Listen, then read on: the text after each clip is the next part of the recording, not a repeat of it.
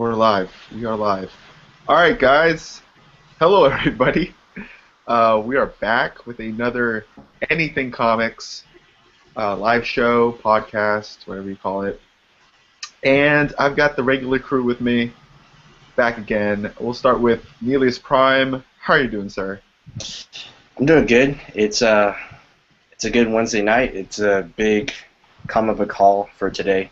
Big fat sack of comics. So I don't know about you guys, but I got a lot of comics. Yeah, there's a lot. Eugene, how you doing, man? How you doing? I'm good, man. How's it going? How's it going, world? YouTube land. How you doing? Yeah. And finally, RC, how are you doing, man? Doing good. It's hump day. It's Wednesday, halfway through the week. So, yeah. Got some good It's hump comics. day. Okay, Hump day. is there any national holidays, like National Take a Pet to the Park Day? I don't know. Dude, yesterday was National Dog Day or something. Yeah, there was another thing too, like National Something Day. Like, Yeah. people were posting that on Twitter and Instagram. So Yeah. August 13th was National Left-Handers Day. So, shout out to the left-handers out there. yep. All you right-handers have 364 days to yourself. We get our 1 day of freedom and all that stuff. No, who told us that? Independence. I didn't know we had 364 days. I didn't get anything. How about for those ambidextrous people? Is there an No, ambidextrous day? Oh, That's the they get next all one. they get all the days. They have 365. Somebody just can make up a national holiday, and it just, if it gets traction, it's gonna be on Twitter, and then it's gonna just become a holiday in itself. Yeah. You never know. All right, guys. So we're here to talk comics, new Yes. comics. I already made a video later.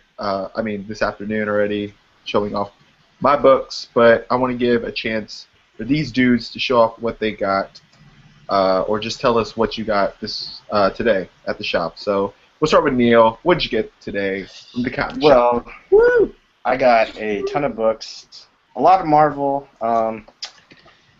Yeah, it's a pretty big stack. I guess I'll start off. Well, it's all mixed, whatever. I got a Superman 34. It's on my pull list. I've been liking the story of when Jeff Johns started on. And then I started on Infinity Man, the Forever People, so I decided to see where it goes. I know it's going to Nice. kind of cross over with Godhead coming out with Green Lantern. And then got Amazing Spider-Man number 1.4.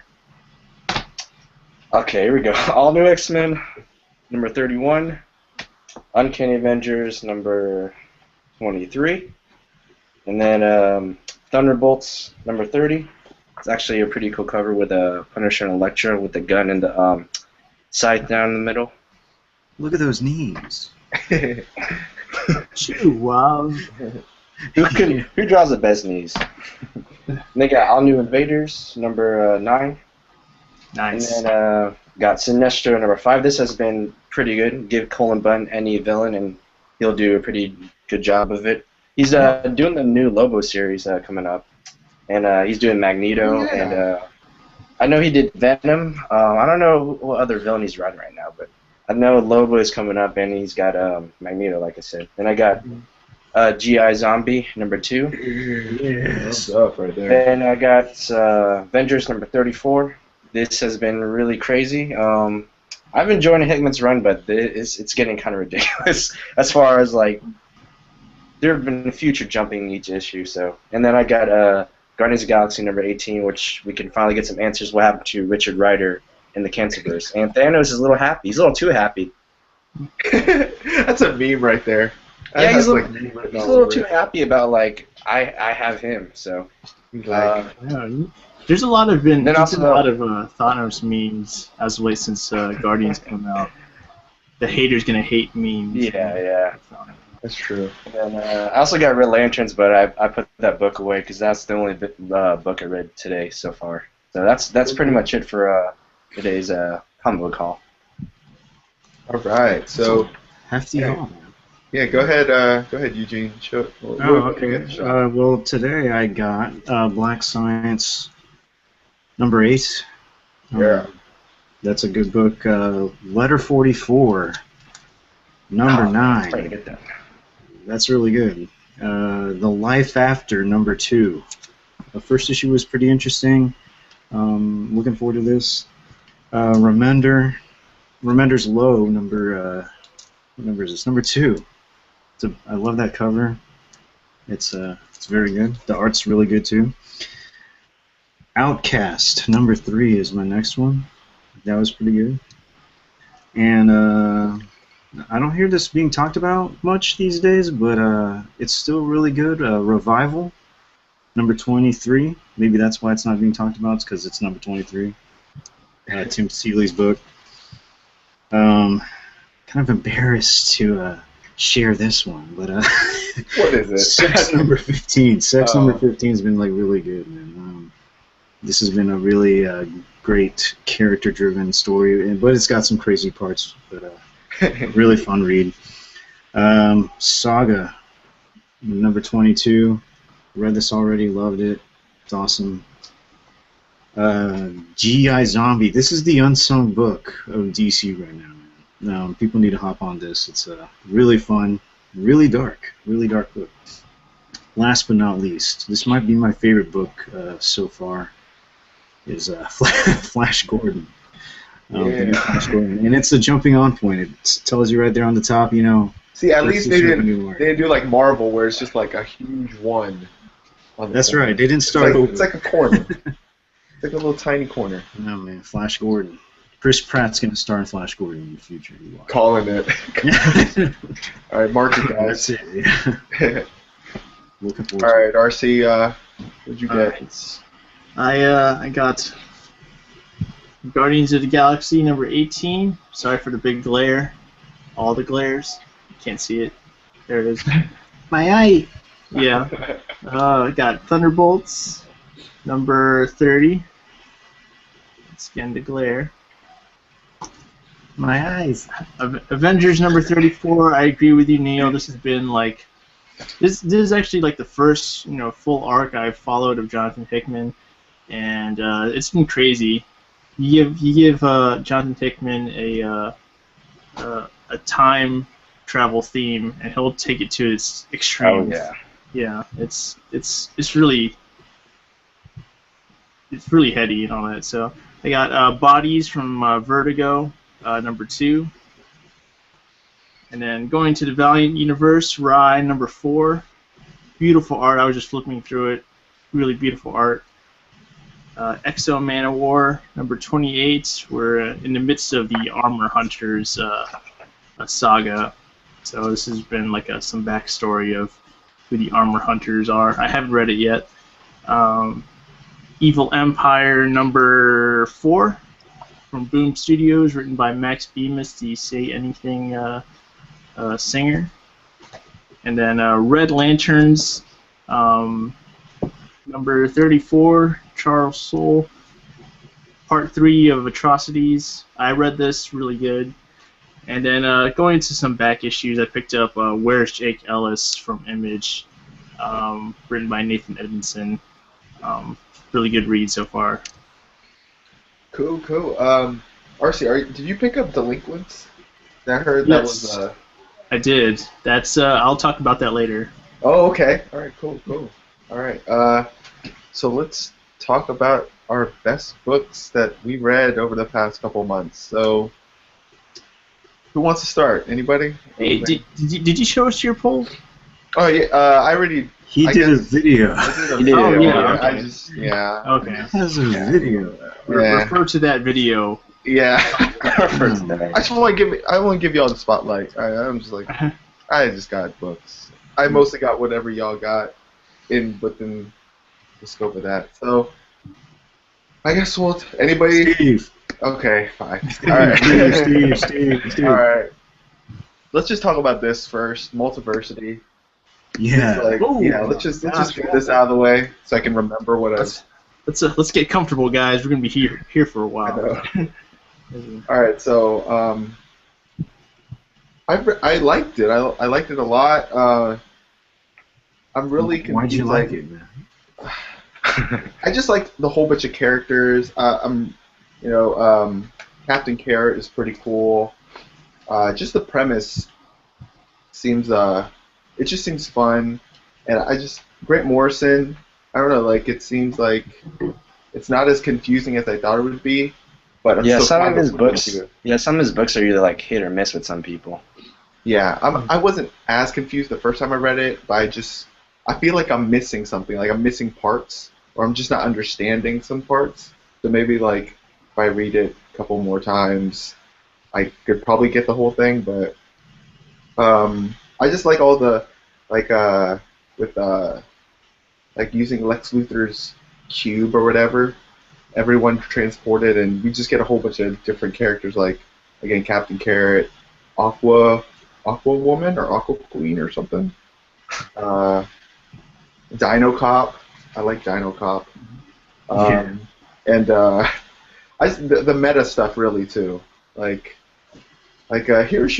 know my secret identity in here. And it was like an old Action Comics. I think it was issue 9. Are we spoiling stuff in this podcast? Might as well. Like, there's no way. Yeah, you guys can go ahead. I don't even think it'll make sense even if you did. Yeah, it doesn't make sense. I'm picking like parts from here that I've kind of remembered and it's kind of stayed with me. But what did you guys think of it? Like, this is really the area that Grant Morrison thrives in. You give Grant Morrison, the topics that are really hard to write about, and he'll just he'll just go to town with it. This has Grant Morrison firing on all cylinders, in my opinion. The meta stuff, it's really deep. You have to think about what our part is as comic book readers is in relationship to the characters that we read on the pages. Grant Morrison has always wanted to find that connection between ourselves, our three-dimensional selves, and try to bridge that gap between the two-dimensional what you read on here. And so just from like the first couple of pages, Grant Morrison really wants the reader to be part of the story. In a way, he gives you the readers yourselves captions to read from that aren't part of the story, but they're really meant for you. It's hard to explain and all that, but just from the story wise, there's the Monitor, the hero that we're introduced to at the beginning. He's like a comic book reader. That's who he is in real life, but in relationship to the comic book characters, he's like seen as a god. And us as comic book readers, we're also we have that godlike presence to our comics. It's like looking through a microscope whenever we read these comics. It's like looking in a microscope and seeing this world unfold before our eyes. And I like how Grant Morrison, he said in his book Super Gods, which I read, whenever you read a comic book and you get to the end and the action is played out, well, if you flip back a couple pages, the character that you read about has no idea what's going to happen a couple pages from now, but you do. So in a way, that's like almost godlike, in a way, in relationship to. So yeah, that's kind of what Grant Morrison hints on in Multiversity, introducing a comic book reader who's like who knows all about these comics, but then we're also watching this comic book reader. So I don't know, it's layered like onions. Yeah, I'm not even gonna attempt to summarize the plot. I think that if you read Super Gods, you probably have a little bit of an advantage, of trying to get Morrison's point. But when I've read other Morrison works, it seems to make sense at the very end. So I'm just gonna write it out and see how the puzzle pieces, fall together. I mean, in this issue, I like the concepts that he puts out. I think they're very Morrison-y concepts that are pretty awesome. I love the characters that like show up. I mean, like they had like Dame Merciless and Hell Machine, those real weird monster guys. Yeah, they have Lord a Broken, building which that looks just like a laughs. church. Yeah. Yeah. It's like a church that is a monster. But I mean, this is probably like the first couple of times I've read this. I think it's one of the more. It seems accessible, at least to me. Yeah. But maybe it's because I've read other Grant Morrison works in the past that I kind of know what to expect. But I don't know. I think I enjoyed it. I mean, my gut reaction was, I kind of like this. I want to see where it goes. But at the same time, I can see how it's confusing if you don't know where Grant Morrison is coming from, and he's talking about like meta stuff. Like you're actually part of the multiverse too. Yeah. I don't know It's if like all readers can get that. But, yeah. It's like one of those books, and I think it's, I don't know, it's rare for me. Once you read a book, you kind of just put it away and you just put it in your box. But this is actually real fun, and I'm intrigued, and it made me want to read multiple times just to understand it. Yeah. There's like times where you read it and you're just like, what the heck did I read, in a negative way. But this is like really fun where you can try it over and over just to see if you pick up anything new. I want to pose a question to you guys. How did Grant Morrison get away with the characters towards the end, the major comics? Like, how did he get away with that? Like, if I'm okay, I don't even know. I'll give an example. This is the first thing I saw, and I was like, all right, that looks awfully familiar. I was like, how does Marvel? Are you talking about some of the ones that look like Marvel characters, but they're not? Yeah. Yeah. How like, did they get away with that? Like, I thought I saw that at the beginning too. Like, there's that battle scene, and you see the Thunderer, which reminded me of Thor, and like, there's a dude on the ground that looks like Captain America almost. yeah. Like I don't know, like the 5th page maybe, but just on the ground, passed out. But I don't know. I mean, as long as it's not exactly those characters, I guess they're okay. Yeah, I was like, That's what Hickman did that in New Avengers. Jonathan Hickman did that in like the last arc of New Avengers, where it's like the not Justice League, and it's actually like kind of cool because like it's sort of, it's not, people said it's like poking fun at like when they do stuff like this, but I don't know, I think it's kind of cool when they like do like is that Thor or is that Captain America? When they do stuff like that in comics. Yeah.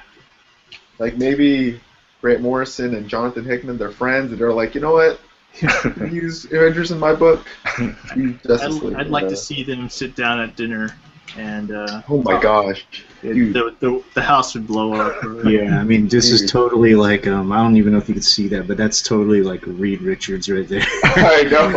Yeah, and Doctor Doom right in the middle and everything. So, you see the Hulk, character. I mean, hilarious.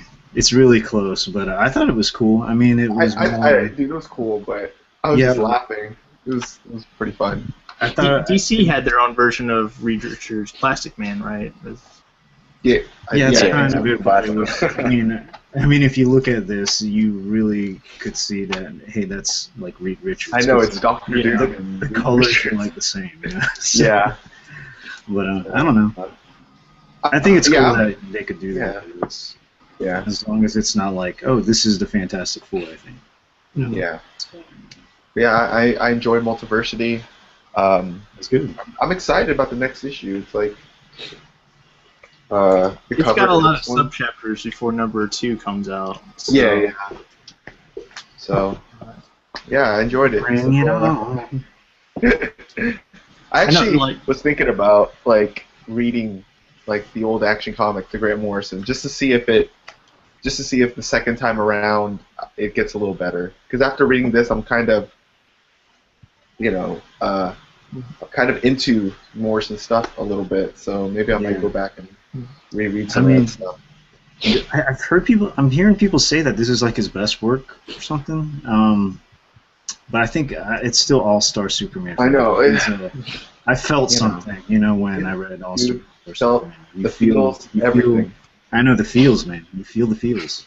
Yeah. So, I mean, Yeah. it's still one issue, but who knows? It could be just. yeah. Just gotta. Yeah, Yeah, we'll this see. this is a multiverse season with you got the big event season of the summer, and now I guess we're hitting the fall Dude.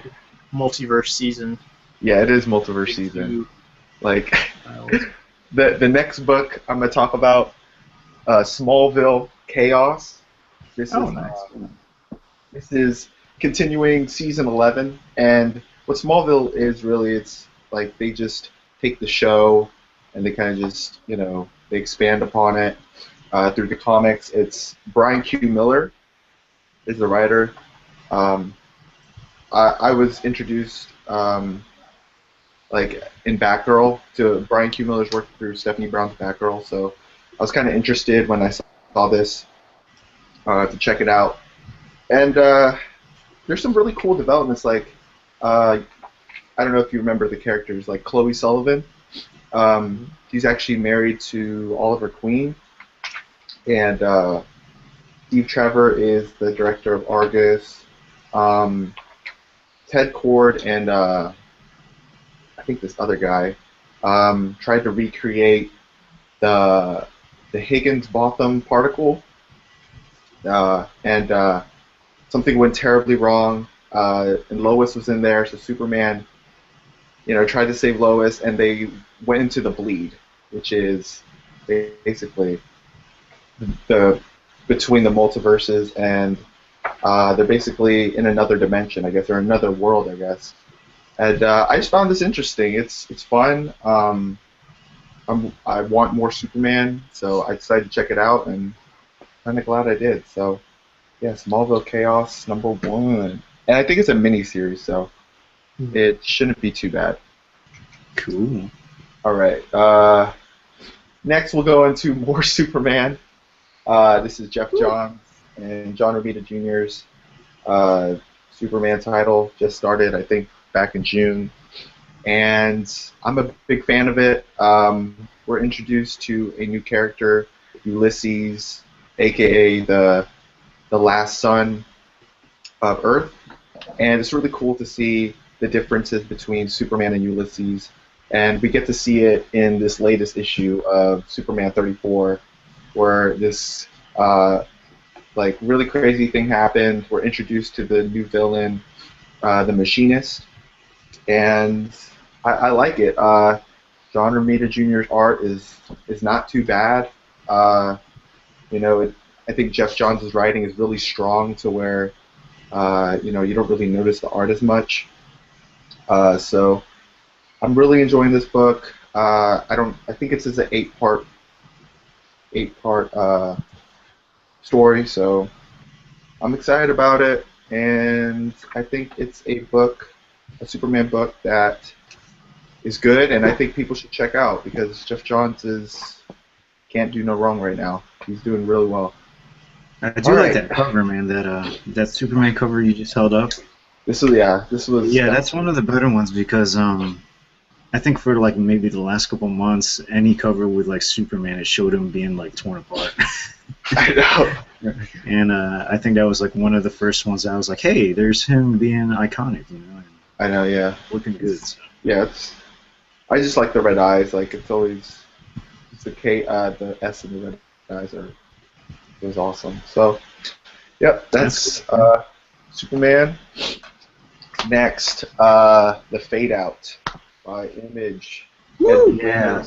Let's talk about this, man. This was good. This is good. This is my first try at Brubaker and Sean Phillips.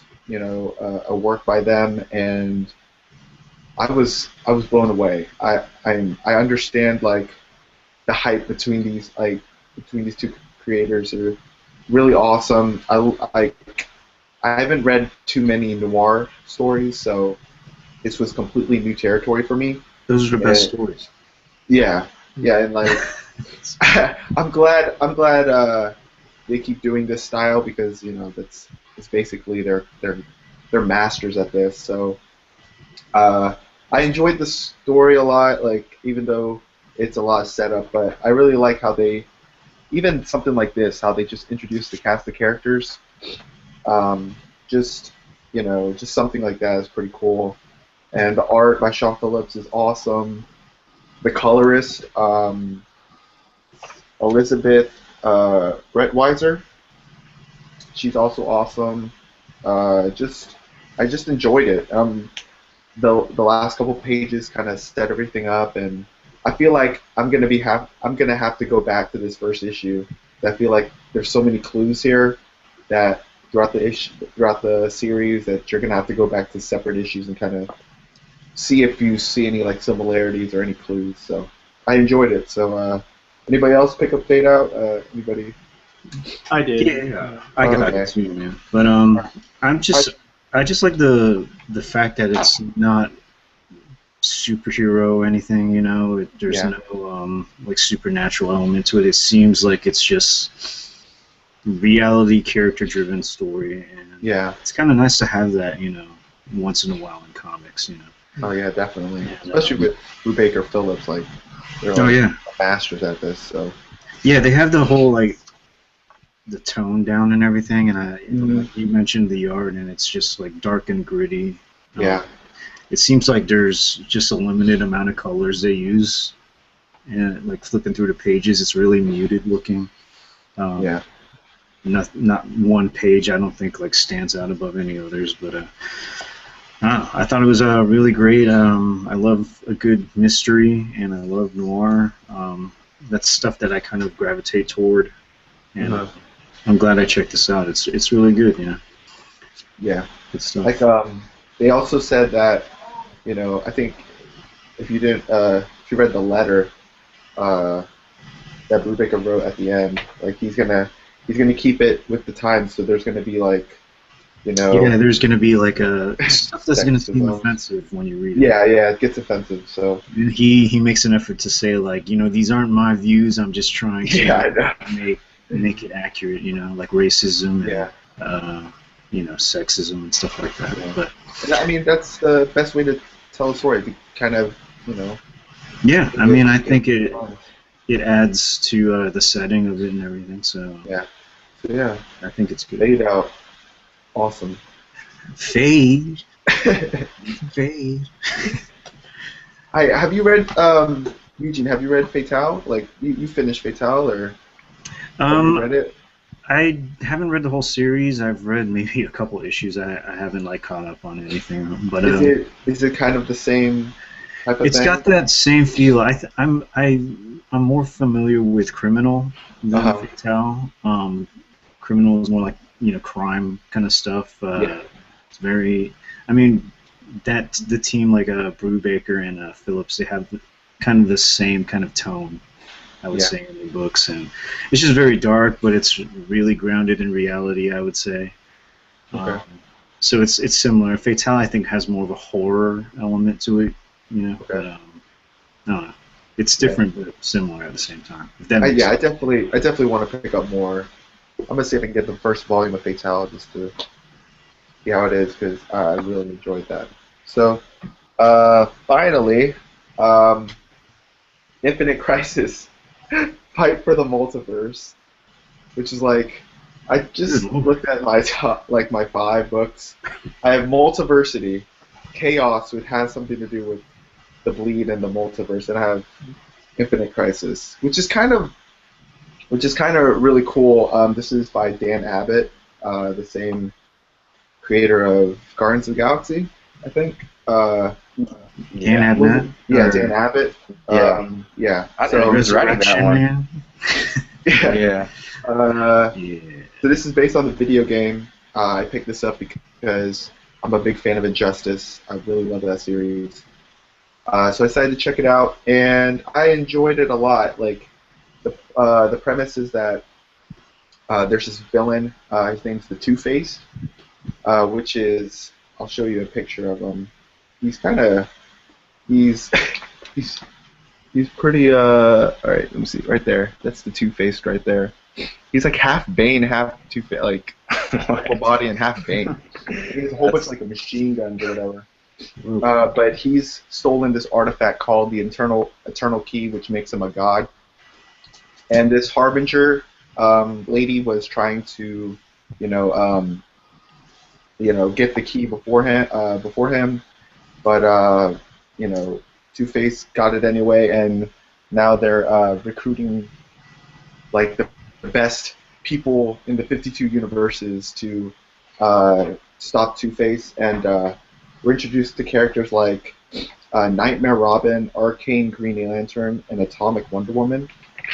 So I'll just give you some photos of them right here. You just put an adjective in front of Yeah. names. They just put magic stuff in front of them. And so a team of Batman from Earth Prime, Catwoman from Earth 19, and those characters are all going to fight the Two-Face, which is, I think, in Earth 7.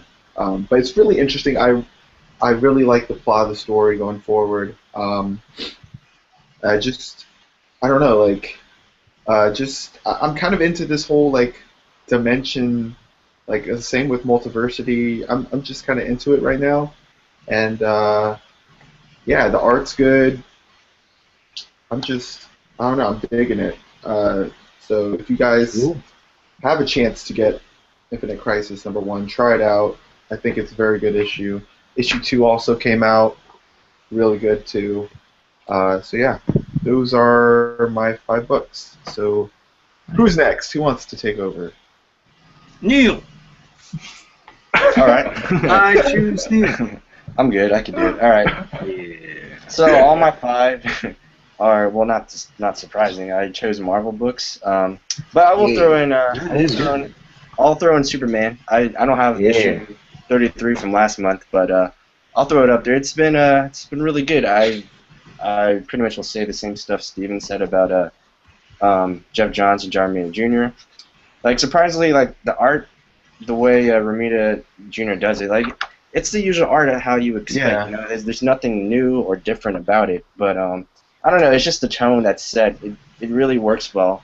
And from reading a little bit of the first arc of Captain America with Romita Jr., I don't know. The art wasn't really like, it didn't really get gravitate towards me with Captain America. With Superman, I don't know. It's been really well, and I know the last couple of like stuff Jeff Johns has been working on, like with the Green Lantern like arcs and Forever Evil, people have mixed feelings, but his stuff is really good, even if what the naysayers say. I still think stuff, man. It's like, yeah, it's really good. It's really well done. Like, the payoff is, it's always there, Yeah. especially with Forever Evil towards the end. Yeah, like reading some stuff like in trade or like all together, like comes together much better than like waiting a month or something gets delayed. You kind of lose that momentum, but with Superman, I don't know. I've just been enjoying what's been going on. So that's sort of my, I guess, shout out, my 6. Even though we're supposed to do top 5, my 6. So next up I got is Jason Aaron's Original Sin #7 with Nick Fury. Yeah. So this is not really a spoiler. I guess I'll just say with the whole him just like going on a last hurrah before something might happen to him. But this miniseries or this event has been surprisingly well. The tie-ins that you see aren't necessarily like forced tie-ins. They actually like flow well from like other books. Like I'm reading Guardians of the Galaxy, Avengers, like all those. Even though they say Original Sin like tie-in, here's like Amazing Spider-Man. It says tie-in. It's not necessarily. It doesn't really feel like a tie-in. It's kind of its own separate thing. But with Original Sin. Are we doing spoilers, Steven? Did we say that? Yeah. Yeah, you can do a spoiler alert. All right, spoiler alert. Well, there's this part when Nick Fury, he pretty much like, other than the Watcher, he's one of the only people in the Marvel universe that knows like almost everything. And this is a part where he's fighting Nick Fury, where the Thor's fighting Nick Fury, and he says to him, he's like, I have to tell you, like, it's not a punch or, nothing took you down, nothing crazy like that. All it took was a whisper. Like, he says something to Thor, like, it's right here. He says something to Thor, and then Thor reacts. He's like, "Holy!" his reaction face, like, what did he say to him? That should be a meme, man. That should be a meme. Yeah, like what did Nick Fury say to Thor to make him not be worthy? Yeah. Was it a spell or was it something like a revelation? But and the art by Diodato is just amazing in this book. So yeah, this has been one of the better events at Marvel. Next up I got is Amazing Spider-Man number 15 with the introduction of Silk. Well, we already knew who she was, but you kind of get more of who her character is. And she seems like a fun character, new Spider-Man character. And very soon we're going to get the whole Spider-Verse with all the Spider-Men and stuff and all those crazy tie-ins. I don't know if I'm going to get any of them. Probably we'll just stick to the core Amazing Spider-Man title. But it's been really well done, and I think Spider-Verse will be a hit. I don't know about the tie-ins, like I said, but I'm looking forward to this event, especially seeing Peter Parker and Ben Reilly and Miles Morales all in the same book. So I know, I can't wait for that. Yeah. I want to see how that goes. Next up, I got is Miss Marvel, and this is from this month's issue. But this one, this series has just been so fun. And every time I read it, there's not honestly a lot of action, but there's a lot of moments where it's just like going through a rookie and seeing how the mistakes she's making, how she can learn from it, and it's done in such a fun way. Like, and there's this part where Kamala Khan, she gets kind of nervous and scared, and like the way her reaction is, the way it's drawn on the comic, she's drawn like a cartoon state. Yes. Which is kind of, I love Wyatt's art. Yeah. Wyatt's art is so good. Yeah, Jacob Wyatt does a good job in just like capturing the tone of this book. So I really enjoyed this, and it's just a fun book. Just a fun start off. Brand new hero, and yeah, Wolverine and Kamala Khan, like those are two ends of the spectrum, but it works so well. Yeah, you would think that another book that Wolverine is in, you think this would be kind of lame, but the way it's written and drawn out, it just makes you laugh. And I think I've read this like 3 times. And dude, like my final page, man. Oh yeah. Oh my gosh, that's awesome. And then can't wait for that. Because it's a team up. It's a team up. It's a team up. I think I'm just gonna show it. Just spoil it. It's so cool. It's so cool. Lockjaw from the Inhumans, man. Lockjaw. Whoa, from the Inhumans. It's. He's like, what? Like Captain America, he goes to Medusa. He's like, we need one of the Inhumans to help this young girl now. She's got the Terrigen Mist like in her. She's an Inhuman now. You need to help her out. You need to get like, you would think like Black Bolt or someone crazy is gonna do it, but it's Lockjaw. So yeah. I can't wait for that issue, man. It's gonna be awesome. And then my favorite part in this book was sort of the montage art where Wolverine and Miss Marvel are trying to escape. Yeah. You seen that part? Yeah. And it's just a fun book, and it's probably my favorite book of this month so far. Alright, the last 2 books are Guardians of the Galaxy books, Star-Lord and Rocket Raccoon. And Scotty Young, if you like his variants, I guarantee you're going to like his story and the way he draws it too. His little preview right there.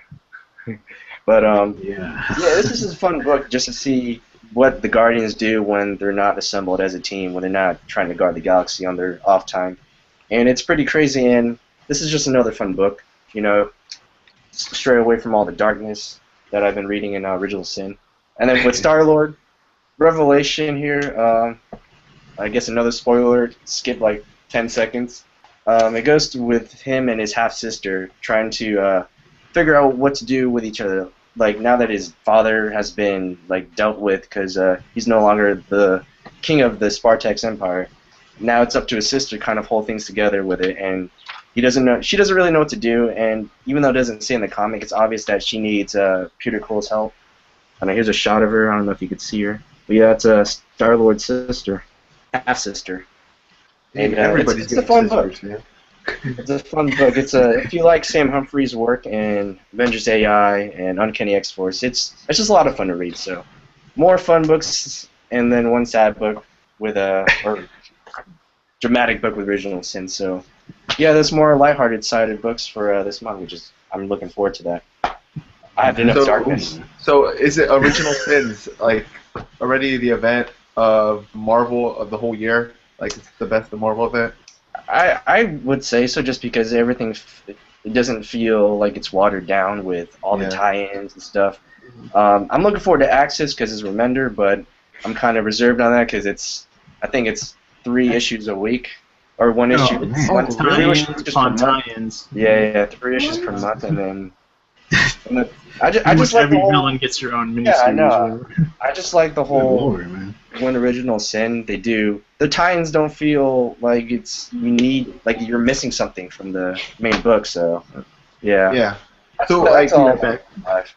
Have they put out a blurb on Axis, like what that thing's gonna be all about, or we have to wait till after Original Sin? No, I think you gotta wait after Original Sin because it's something that kind of it's been like planted. The seeds have been planted in Uncanny Avengers, where Red Skull has been doing some things, and he's pretty much like, all right, I hate mutants. I'm gonna be anti-mutants now, and the Avengers and X-Men have to team up, and then I guess some way somehow the Red Skull like gets all these villains, and apparently he gets them under his control because he has Professor Xavier's brain in him, and so he might use mind control. I know he's gonna get Doctor Doom, he's gonna get Loki, and Deadpool somehow. So it looks like really interesting, but just those tie-ins, I just hope they don't really interrupt those stories and make it feel like forced, kind of like how Infinity was with some books. It just felt an interruption, you know. So yeah, that's all I have on that. But that's my top 5. Yeah, my only beef with like Original Sin, my only beef was Moon Knight felt like a totally different character compared to his like solo book. Like I read his solo books and I was like, okay, Moon Knight's gonna do some awesome stuff here, but he hasn't done anything really yet. And he's actually kind of stupid. He's kind of like on the sidelines, like what the heck is going on? Right now? Yeah, he has no clue what's going on. Like, dude, I mean, I read your solo series. You're awesome. I don't know, but that's my only beef. I still think it's a great event. Yeah. Better than Age of Ultron. Oh yeah, that's why'd you remind me of that? I still got beef on that. This is a breath of fresh air. I almost forgot about it, and you reminded me again. Anyway. Yeah. Cool. Random pick. Right. I pick RC. What the? Alright, Eugene is not picking. Totally random pick. Alright. Well, I'll start off with the Fade Out. We already talked about it. Bits noirish, straight detective, or not even detective, but straight murder mystery. Drama. Human drama. Yeah. Like I could see this being made into like a TNT made-for-TV movie or something. I don't know. But Brewbreaker doing what he does best with noir and suspense and drama. And then these 2 books, I'm clumping these 2 books together as one. They're a mini crossover. It's Punisher number 9 and Black Widow number 9. They cross over into each other. It's rare that you see this kind of event in Marvel, where just a small crossover of they're telling one story but from 2 different perspectives. I know, like with Original Sin, you have this big event and you have the tie-ins, but even those seem a bit disjointed sometimes because, just for example, like Captain America, he's an Original Sin. And then he also has Avengers, which seems kind of disjointed from the Original Sin storyline, and then he's in like All New Invaders. So like, how can you be in 3 different places at once? And then Avengers, the Avengers tie-in to Original Sin, it's basically like he hates Tony Stark, or they're enemies. But in Original Sin, the main storyline, they're working together. So. Things feel disjointed at times, but Nathan Edmondson, who writes both these titles, he just gives it to you straight and makes it feel like it's a cohesive universe of these 2 different people somehow ending up on the same place, trying to retrieve this one guy, and they just kind of run into each other. And so you get Punisher's side of the story in Punisher #9, and then you get Black Widow's side of the story in Black Widow #9, and both of them really great writing. Art by Phil Noto for Black Widow, really beautiful. I'm starting to appreciate his artwork a lot more. And then Mitch Gerads in Punisher, he adds that kind of visceral grittiness that just characterizes a Punisher title, and so that's been really fun. So I lumped those two together. And speaking of multiverses, going into the big event of Marvel, this is my #3 pick. Superior Spider-Man, #32. You thought it was done, but nobody really dies in Marvel. That's why they got the multiverse. So nobody really disappears or fades away. But yep, Superior Spider-Man is back. It just takes place, I think, during or after issue 19 of Superior Spider-Man. So this is jumping a little bit back when there was like a temporal explosion at Horizon Labs, and Doc Ock Spider-Man disappeared for 24 hours. This is kind of his story of where he was during those 24 hours, and apparently it was, during the multiverse, Spider-Verse arc that's coming up. But he's recruiting all the Spider-Men from various Spider-Men and women, just to be fair, from across the multiverse to combat this threat that's of someone's out there killing spider people, and so he's gathering an army to fight it. So I'm interested when Superior Spider-Man finally gets face to face with the Amazing Spider-Man, how that conversation is going to play out. But very interesting read. I think I'm going to try to get most of the tie-ins, particularly that Gwen Stacy Spider-Man. Yeah, I'm looking for that one. Yeah, I look forward to that. Just because I've never seen it before, and people are already cosplaying it. It's a really interesting take. Yeah. There's the Scarlet Spider's title. Scarlet Spider-Man is, or Scarlet Spider is like an unsung. People tend to forget that there are other Spider-Men out there besides the main dude. But Ben Reilly, Kane, and I think Ultimate Universe Jessica Drew are going to team up in that miniseries event. So I want to get those because I've always liked Scarlet Spider, and just to see Ben Reilly back in comics is going to be pretty interesting. What about Web Armpit Spider-Man? I don't know. There's going to be a lot of them. They've already showed the six-armed Spider-Man. Have they had Peter Porker, the Spider-Pig? I'm sure. He's in there. He's in there. Yes. Yeah. Already been done, Steve.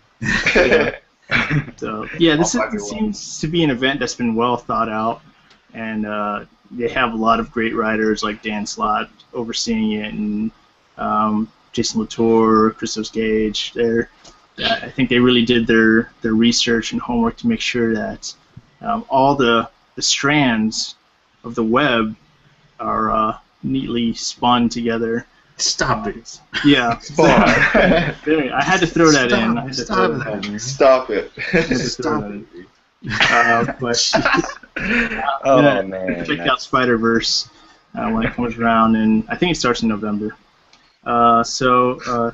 Number 4, with Valiant, this is another crossover title from, you just basically take Valiant's 2 dumbest dynamic duos and you throw them into a miniseries event, and you get Delinquents Hmm. featuring Archer and Armstrong and Quantum and Woody. The premise is You didn't get the butt cover. no, they didn't. There are different variants where there's a board game variant where you could actually get all the issues, and it's actually a big board game. They actually include the pieces to the board game inside the Oh, that's comic cool. book and all that. But there's also I haven't seen it, but there's also a variant The butt cheek. of the yes. There's the map of the hobos that leads to the hobo. Oh yeah. They're calling him butt map. They're calling him butt map. Yeah. Yeah. It's a map Yeah. that's printed on the flayed skin of a hobo's butt. And That's so horrible. You need to go on Midtown for that, man. I know, but those hobos, they treasure that map. Okay, But, It's got a leather cover from what I heard. yeah, it's leathery. Like when you first see the map, like there's the hobo king. He pulls it out of his satchel, and it's like it's a butt cheek with a map on it, and there's flags all over it. And he just hands it to Archer and Armstrong. But yeah, basically the premise is Quantum and Woody gets one half of the map or butt cheek, and Archer and Armstrong have the other half of the map, and so they're gonna somehow get together crazy. and look for the fabled hobo treasure. Dude, Of I could course. totally see that that map as like a San Diego Comic Con like exclusive. Like, Dude, man, what makes it Cosplay that. Man, what I'm gonna makes it, cosplay that Hobo map. King. Yeah. hey, man, look at that. They even got the hole in the center, man. Dude, man. Oh, there's a hole. in Kids the watch middle. the show, dude. There you go. So, but yeah, but they gotta find the treasure. It's a 4-issue series written by James Asmus and Fred Van Lent, and you know it's already crazy enough for one issue. There's 3 more issues of this to go. I can only imagine the craziness is gonna go through the roof on this. Fred Van Lant's a good writer. I don't think he gets enough Yeah, praise, but I think Is he's he on really good. is he on a DC book? I feel like he's on. I don't think so. Probably he's doing Magnus Robot Fighter, which has been really good, but I was thinking a Green Lantern book, but I think it's somebody else. I don't know. So Cool. number 4, I just picked this up today and read it and was blown away. Red Lanterns number 34. I don't know if you guys have read it. I read. That's the only book I read today, RC. Yeah, part 3 of Atrocities. There's a panel in here. Trying not to be spoilers, but Guy Gardner, he powers up to over 9,000. Oh yeah, I know what you're talking about. Super Saiyan? That was pretty. I saw that and I was like, "What?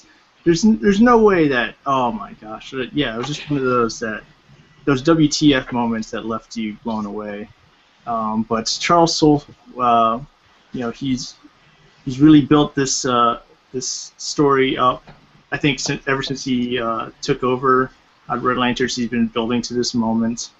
And so this is a really good way to end this arc and this particular, his take on the series. And I don't know if he's continuing. Yeah, he's still continuing. Because he's still writing Red Lanterns when they do the whole Godhead story arc coming up soon. So yeah, he's still on for the book. Yeah. This is my this ends my current run with reading Red Lanterns. I thought this would be a good point to stop or stop reading this, just because the big Godhead events. That's a lot of crossovers, and then next month is the whole Future's End. But this really ties everything up. So number 5 is Superior Foes of Spider-Man. This has been a really fun read, and if you ever read the solicitations, every month that there's a new Spider-Man, Superior Foes of Spider-Man, they always say like, yeah, we're not canceled. Another month to go. 'Cause Yeah, I see I don't that. even think they realized or knew that they were going to get this far. But I think the final issue is in November. Yeah. Oh, But yeah, it had to have happened sooner or later, just because Superior Spider-Man's ended, and you have the Superior title in the Spider-Man thing. But just change it to Sinister Six or something. yeah, Just change it to something. Sinister Six with only 5 people. But They'll add a character from the Spider-Verse or whatever. Like, yeah, in all honesty, this has been one of my this has been one of my favorite reads in Marvel, just because you have this dynamic of this team of who's supposed to be evil, yet they're just the way they play off each other is really great. So I'm gonna be sad when this title finally ends in November, but this has been really awesome. Premise-wise, a couple issues back, the Superior Foes ended with like this kind of cliffhanger of Overdrive and Beetle showing up after Boomerang has kind of turned the Chameleon and the Owl against each other. The Overdrive and Beetle show up in this school bus that's like been beat up with like ninja stars and swords, and all these kids are screaming and they're covered in like and there's like, I don't know, it's just a weird scene and to end off of. And issue 14 finally explains what the heck happened to Overdrive and Beetle and why the heck they stole a school bus that's now covered in ninja stars. So it's that we go into that story.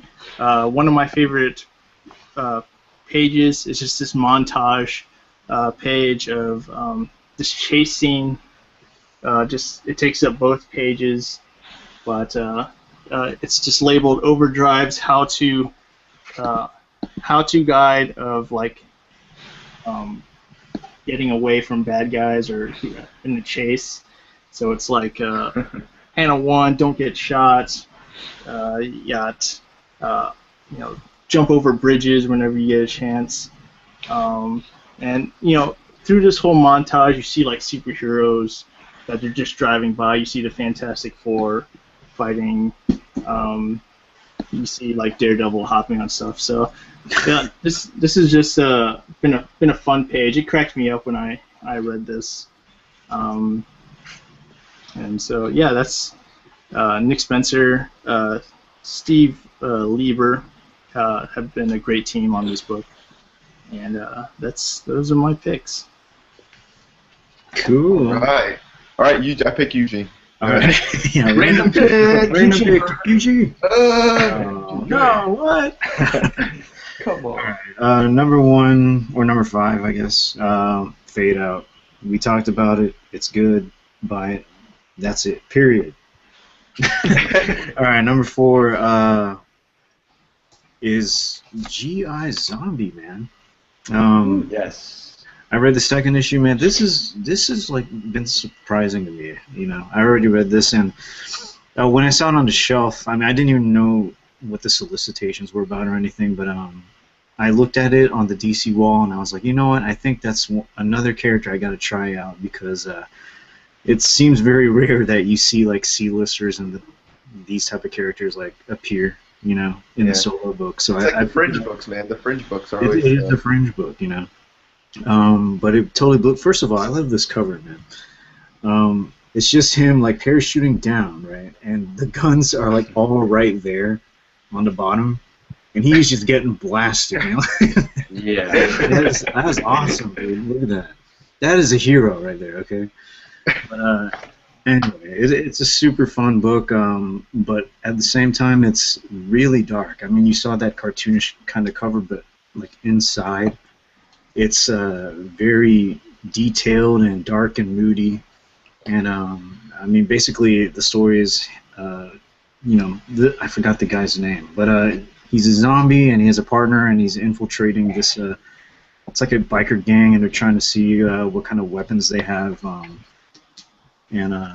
It's just real fun stuff. And you think it's serious because there's some parts where he just like kills people in a gruesome way, right? He's a zombie. He has to eat people and everything.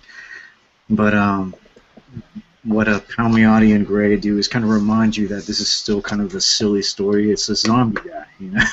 Yeah. And I don't know if you guys already read the second issue, but there's like a panel. I'm not really spoiling anything, but he's riding a missile, right? He's like, so that's already pretty awesome right there. It's They made that variant cover with him like riding the missile. Yeah, it's like from the front shot of him. Yeah. Oh, that's cool because I would like to see that, but I don't know. It's there's some really dark humor and moments in here, and man, this is a mature. This should be like I felt like it should have been a Vertigo book or something because some of the themes in here are pretty dark, but it's really fun. Yeah, check it out. Buy it so it won't get canceled. Yeah, please. I know because I don't want this to end at like 12 issues. I know. Yeah, because Jimmy Palmiotti and Justin Gray, their last issue of All Star Western came out today as well. Yeah. Oh, yeah. Wow. Are they still on Batwing? No, that got canceled. Like this was the last issue for this month, Steven. Yeah. All right. Their stuff is really good. Keep Palmiotti and Gray on DC. I know, like their Batwing series when they took over was amazing, and I enjoyed it. Yeah. But he like tweeted out like, "Yeah, I'm drinking a shot of whiskey, celebrating All Star Western," because he's been writing before the New 52. Yeah. Wow. The pick of G.I. Zombie. I think that like Palmiotti and Gray are really good at just like weird, characters, and I don't know. I'm enjoying it. Check out G.I. Zombie. Please don't get it canceled. Don't wait for the trade, people. Don't wait for the trade because that might buy be two. Okay, buy 2 copies. Yeah, buy one. Buy for your friend. And the variant. And the variant. Buy the variant. There's a missile. He's riding a missile. That's right. It's automatic. Exactly. All right. Let's see. Number 3. These aren't in any particular order, but man, I am really enjoying this title, man. And I might be the only one. Flash Gordon, man. This title has been rocking my socks. I think it's my favorite title right now. Jeff Parker, Evan Shaner, Jordi Belair. This has just been really fun, and it's you see it right there. First chapter in a new story arc. That's perfect jumping on point. But I was telling this to my brother. Like Flash Gordon feels like it's like pre-Guardians of the Galaxy. It's like the Guardians of the Galaxy feel. And I'm talking about the movie. I'm not really versed in the comics. But it's fun. I mean, I joked earlier on, but like Chris Pratt could easily play Flash Gordon because it feels like the same character as Star-Lord in the movie. But anyway, this is it's a new arc, and it's about them leaving Arborea, which is like a tree planet, and they're going to it's like Sky World, and Flash Gordon and his companion Zarkov, Dr. Zarkov, are kind of being taken away by these sirens, these angels that can sing. And what made it so fun was that these ladies were singing, and Flash Gordon and his friend were trying to like sing back, there's panel. I don't know if you can see that, but he's singing, right there. Yeah. He's like, "I'm Flash Gordon." That's how I hear it in my head. Is a theme song playing in the background? Yeah, maybe. Yeah, it might as well be. But it's just a really fun title, and the art is really great. And so pick it up. I mean, I know a lot of people don't really talk about Dynamite titles, but I've been like kind of exploring what they've got in terms of some of their creator-owned work. I'm not really reading any of like the Babe stuff, like Vampirella, and but they have some good stuff, and I mean, people should check it out because it's really. What issue is it on? Flash Gordon is on number 5 right now. So this first trade should be coming. The first trade should be coming out in 4 issues. Shouldn't be very Yeah, expensive. check it out. Yeah, check it I'll out. check it out. Check it out. Check it out. Check it out. Number 2, I'm gonna be this guy Uh-oh. because everyone knows this is good. So, but I'm gonna do it because it blew me away, and it's Saga, the new Saga. 22. Right, 22? Yeah, 22. I gotta read it now. Dang it. Dude. I'm gonna read it after this. I think Saga was always good, but I think for a while it kind of was floating for me. Yeah. I was like, okay, come on, let's finish up this Yeah. Oswald Yeah. heist thing going on. You know, I was waiting for that to kind of move on, and I think it's gotten back on track where it's just really good. You know. I think once they got through the family stuff of it, just kind of set the groundwork for that, then they can probably just go into what they Yeah. were going through with that captor, that kidnapper. Yeah, Robot that kidnapper. robot kidnapper. I mean, I love that character. Like the last issue, I'm pretty sure you read it, right? Yeah. Where he's just like killing guys left and right. Oh my gosh. And then it reveals like what's playing on this TV screen is like this weird cartoon character smiling. Yeah. So it looks like he's insane, but what he was really doing was kind of distracting the baby he was kidnapping. Uh-huh. But I don't know, it was I like that character. And man, it's just kind of really, I mean, Brian K. Vaughan can really hit the heart when he's showing how Elena and Marco are kind of splitting up. Spoiler alert. It's kind of like 2 or 3 issues back. Yeah. It's really the It's start. been revealed they're Yeah. going to be like split up, but you really kind of see it pretty big here. But I don't know. It's really good, and I just want to show this one panel, and it's a very minor spoiler. It's not spoiling a plot, really, but it reveals what King Robot looks like.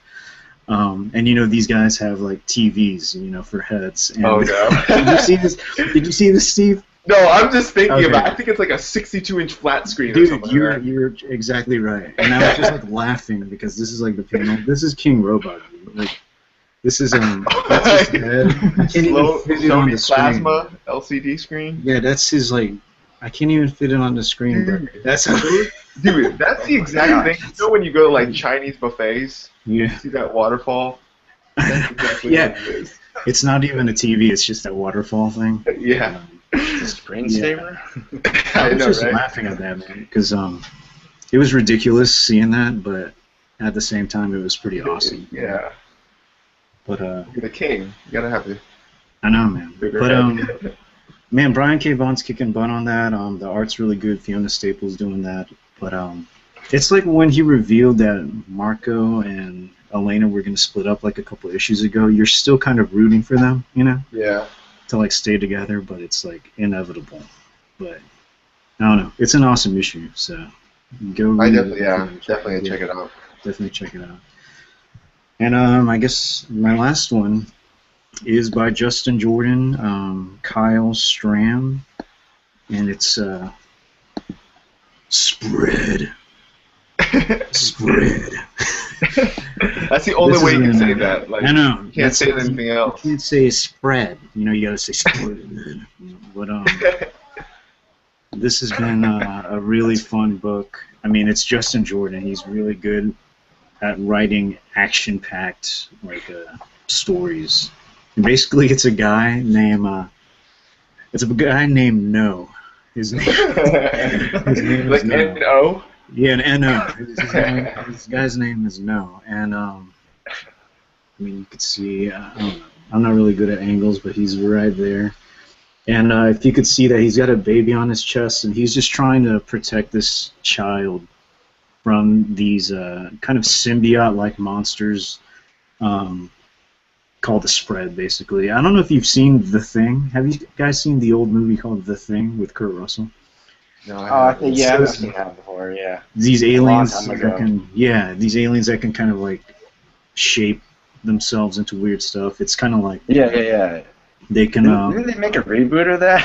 They did. I didn't watch it, but I like the old movie, and Yeah, I've seen the original one before, yeah.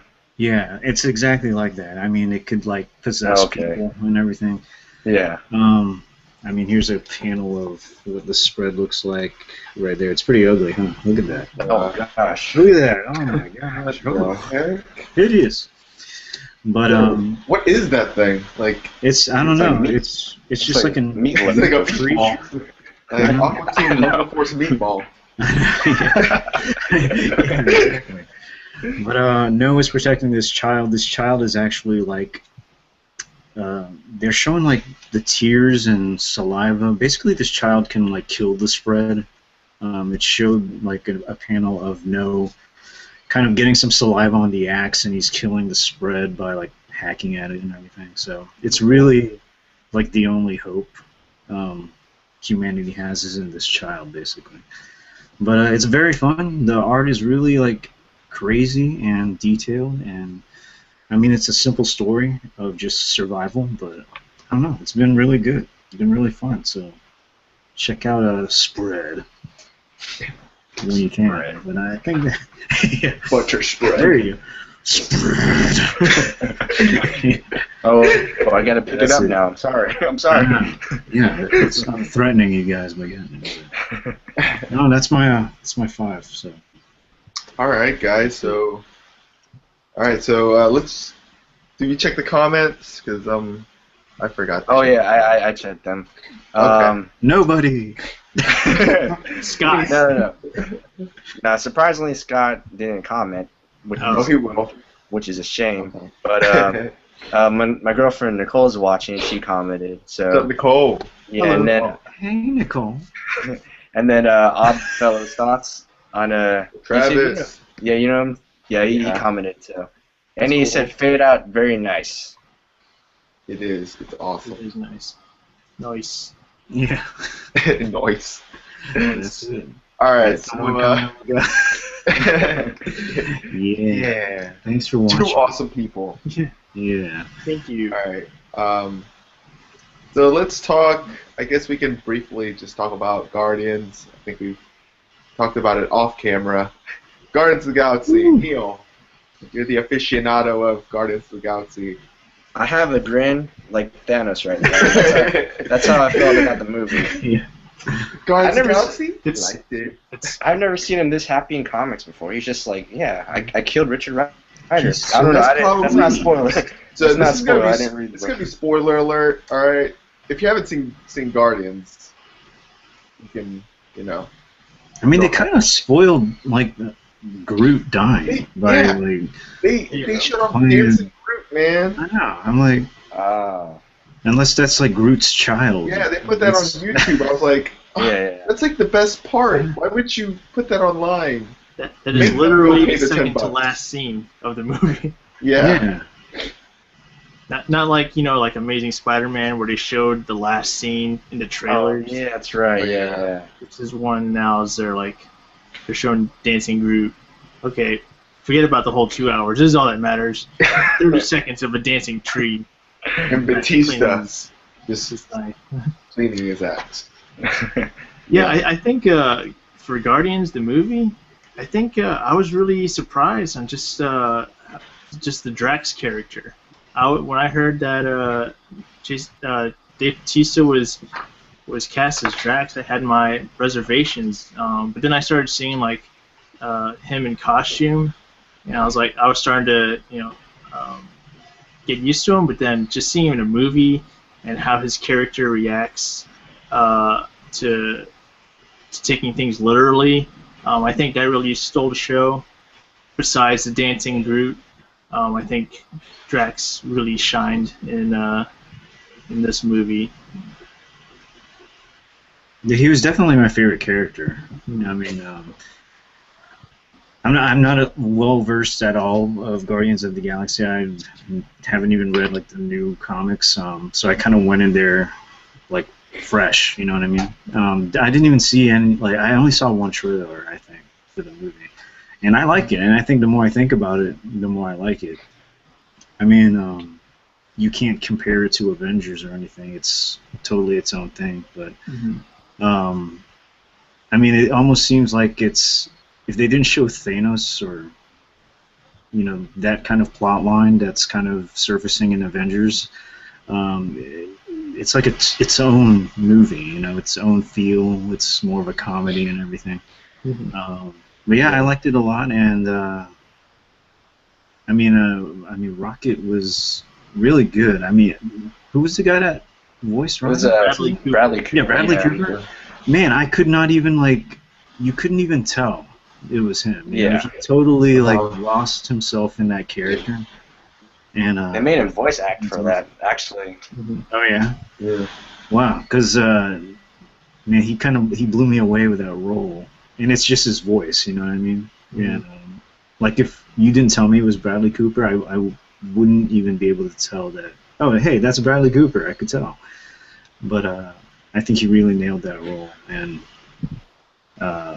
some of that stuff where that scene where Rocket is kind of like saying, you know, I didn't choose to be like experimented on and everything.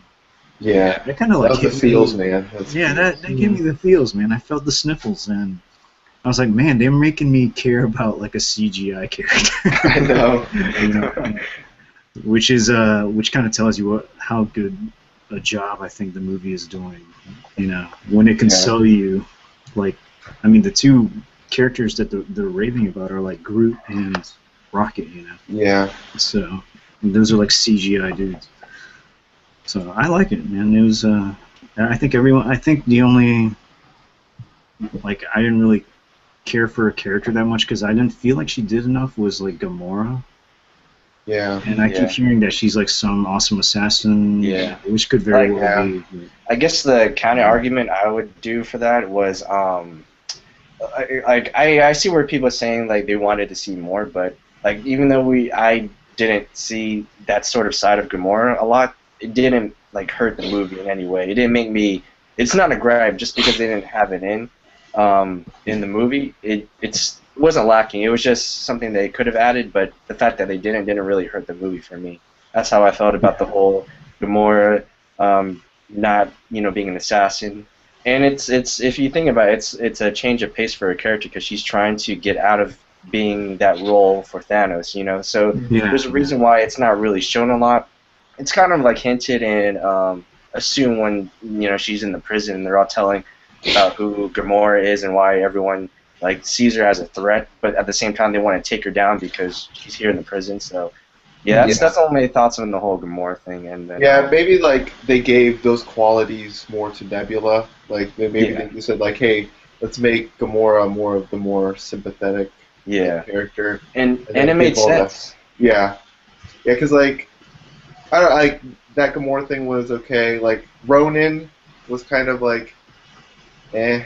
I mean, I do like the character. I do like Lee Pace as an actor. Yeah. Towards the end, it was okay, but the more I think about it, it makes sense. Yeah. I just wish I got a little more Thanos. Like you're starting off the cosmic universe. We're gonna wait. It's gonna be a while till we see another Thanos appearance because you would think Age of Ultron there's not gonna be no Thanos appearance. So we're gonna have to wait till 2016 for when's Guardians 2 coming out? So 2018, I think. 18? Well, I think so. So I would think like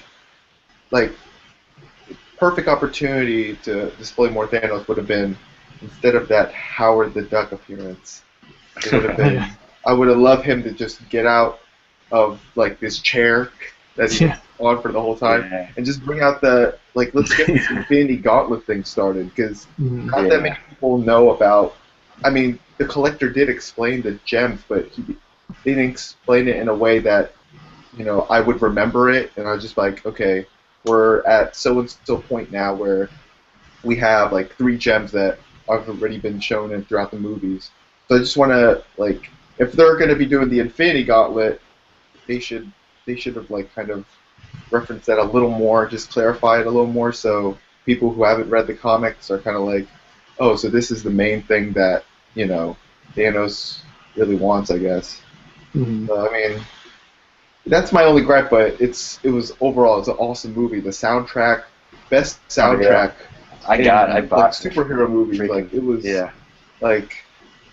sorry Hans Zimmer and your Man of Steel thing, but I mean that Guardians of the Galaxy soundtrack was you could play that all day and just Yeah, I think that's. I think the soundtrack really helped the success of Guardians of the Galaxy because it's not like Man of Steel to Hans Zimmer foreboding, heavy drums of just strings and all that. But this is actually a lively soundtrack that you could dance to. I was watching Guardians for a second time, and there was a guy in front of me. As soon as like the opening sequence started, the guy was just like dancing in the seat, just like. Whoa, hold on here, sir. Yeah, like this is music that even though that it might not be used to the comic book, this is music that they relate to, and of course this is because Peter Quill he brought his cassette player into space, so that's the music that he's used to. But it's also introducing this music to the newer generation, the generation that wasn't born during that era. So like whenever I see people listening to or watching the Dancing Groot video and they're getting the taste of the Jackson 5, they're introducing that kind of music in. So I think that's really been helping Guardians of the Galaxy, and also basically the whole theme of Guardians of the Galaxy is like you take these really tough on the outside characters, but they're really sweet and soft on the inside. Yeah. Like I felt for like one thing that like got the feels for me, just when Drax, after his first fight with Ronan, and he's just like, I'm just angry because I'm trying to cover up my pain for losing my family. That brought the feels out for me. But I think what's causing Guardians of the Galaxy to be such a success, in besides in contrast to the Avengers, that like the Guardians is really just a family unit, and so you can really relate to these characters when they bicker and they're arguing. This is just like family just having around a dinner table. Unlike the Avengers, this is just you take like these great heroes, you throw them in this movie, and then they go their separate ways. There's really no camaraderie, nothing to really get attached to besides these are your favorite characters. But Guardian really plays on the whole family values idea. Yeah, I agree. Like like some of the qualities of the characters, like Star-Lord, and like just each character has a quality that you can relate to. Like again, with the Avengers, one's a god, one's a super soldier, one's a scientist, one's like secret agent, and you kind of, like the Winter Soldier was really good. Like we got to know more about Cap and how what's going on with him. But yeah, man, like Guardians, it's gonna be a big hit, especially with the kids, like Rocket and Groot, like toys galore, man. When Halloween comes around, you're gonna see little kids in raccoon masks with huge guns. Get me a Groot costume. I will wear that. Like make it like the banana, the yellow banana, but just turn to Groot. Make it like Yeah, man. Just bring like a jukebox with you and play Jackson 5 all the time. Just play the Awesome Mix and you're good. Yeah, I'll play Awesome Mix and all that. You get tons of candy. Mm-hmm. I know. Just stand on the front door and just like. Dude, I could like just don't make Halloween such a scary thing. Just like just play the Awesome Mix and kids will just be flocking. It's like, hey, what's going on? Yeah. Even in the movie when there's that part where Groot basically skewers this whole line of bad guys and just beats him to oblivion, and then he just he turns to Star-Lord and Drax and just does this cheesy smile. Even though he just like brutally slaughtered these guys, it was a cute moment of like, oh, Groot, silly Groot. And, Vin Diesel, you're Dominic Toretto. Oh, Vin. Vin Diesel. I still can't believe that's Vin Diesel. Okay. Yeah. you heard him go rah more than just like. I could tell it was Vin Diesel when he like did grunts and stuff. When he was playing. And I was like, oh, that's Vin. There was one thing that I wish they did, and in Guardians, and it was about like the Nova Corps. Like when I saw like the Nova Corps, I was like, okay, here it is. You know, you're gonna see people rocket. You know, you know what I mean? Like Nova. You know what I mean? Yeah. Yeah. But we didn't get any of that, which is it's kind of a minor like thing. I don't know if they're gonna do that in the future, but I think it'd be really I awesome. did like the shield they put up. That was Yeah. pretty awesome. I did like those starship things. Yeah. I thought that was Yeah, that really was a design cool. Yeah, that was a cool design that they were going for, but it'd be really cool if you saw like a dude like flying, you know, just himself, like That'd be Nova. awesome. I thought I would see that. Then you would like shoot out the Nova Force. That would be pretty sweet. Yeah, that's right. Yeah, exactly. like that would have been like good time to introduce like Richard Rider and the supernovas and all Yeah. that. Maybe they're in space somewhere. Maybe they're just, you know, that's probably like the SWAT team or something, or like the That's like the National Guard. the Yeah. elite fighting force or whatever. I'm not a big Nova reader or anything like that, but is that what Nova is? It's like a police force type thing? Yeah, pretty much. Yeah. Yeah. It was pretty cool. Yeah, That whole net thing was pretty cool. But yeah. Yeah. they need to add some ejector seats though to that because like a whole line of guys were just like blown up. But Like Yeah, Michael Rooker. Michael Rooker was also cool. He was pretty, good as Yondu. I was surprised. Yeah. I like Michael Rooker, but at the same time, it was like Michael Rooker being Michael Rooker. Yeah, like Yeah, you know what I mean? Like, he was just like, I was like, dude, it's a southern dude, alien dude, and he's got a southern accent. I'm like, oh, Just come take on, man. Merle from The Walking Dead and throw him in space. Yeah. Yeah, so For some reason, that kind of worked with me. I don't know, because I was expecting that. yeah, I mean, I like the guy, and I mean, I have no problem. But when you like stop and think about it, you're like, okay, come on, Mike, you gotta do something else, you know. But I don't know, maybe that's why they casted him because they want, you know, that kind of guy. But I thought it was cool. I thought the Arrow thing he did was pretty awesome. Yeah, watch it had like Norman Reedus like be part of the Ravengers and then sequel. I know. And Daryl's there. Exactly. Uh-oh. Yeah. I did like it when he opened that Pokeball at the end, and it was a troll. He got trolled. and He got trolled. He literally got trolled, Meta. and he did that really big grin. That was one of my favorite scenes in Yeah. to be honest.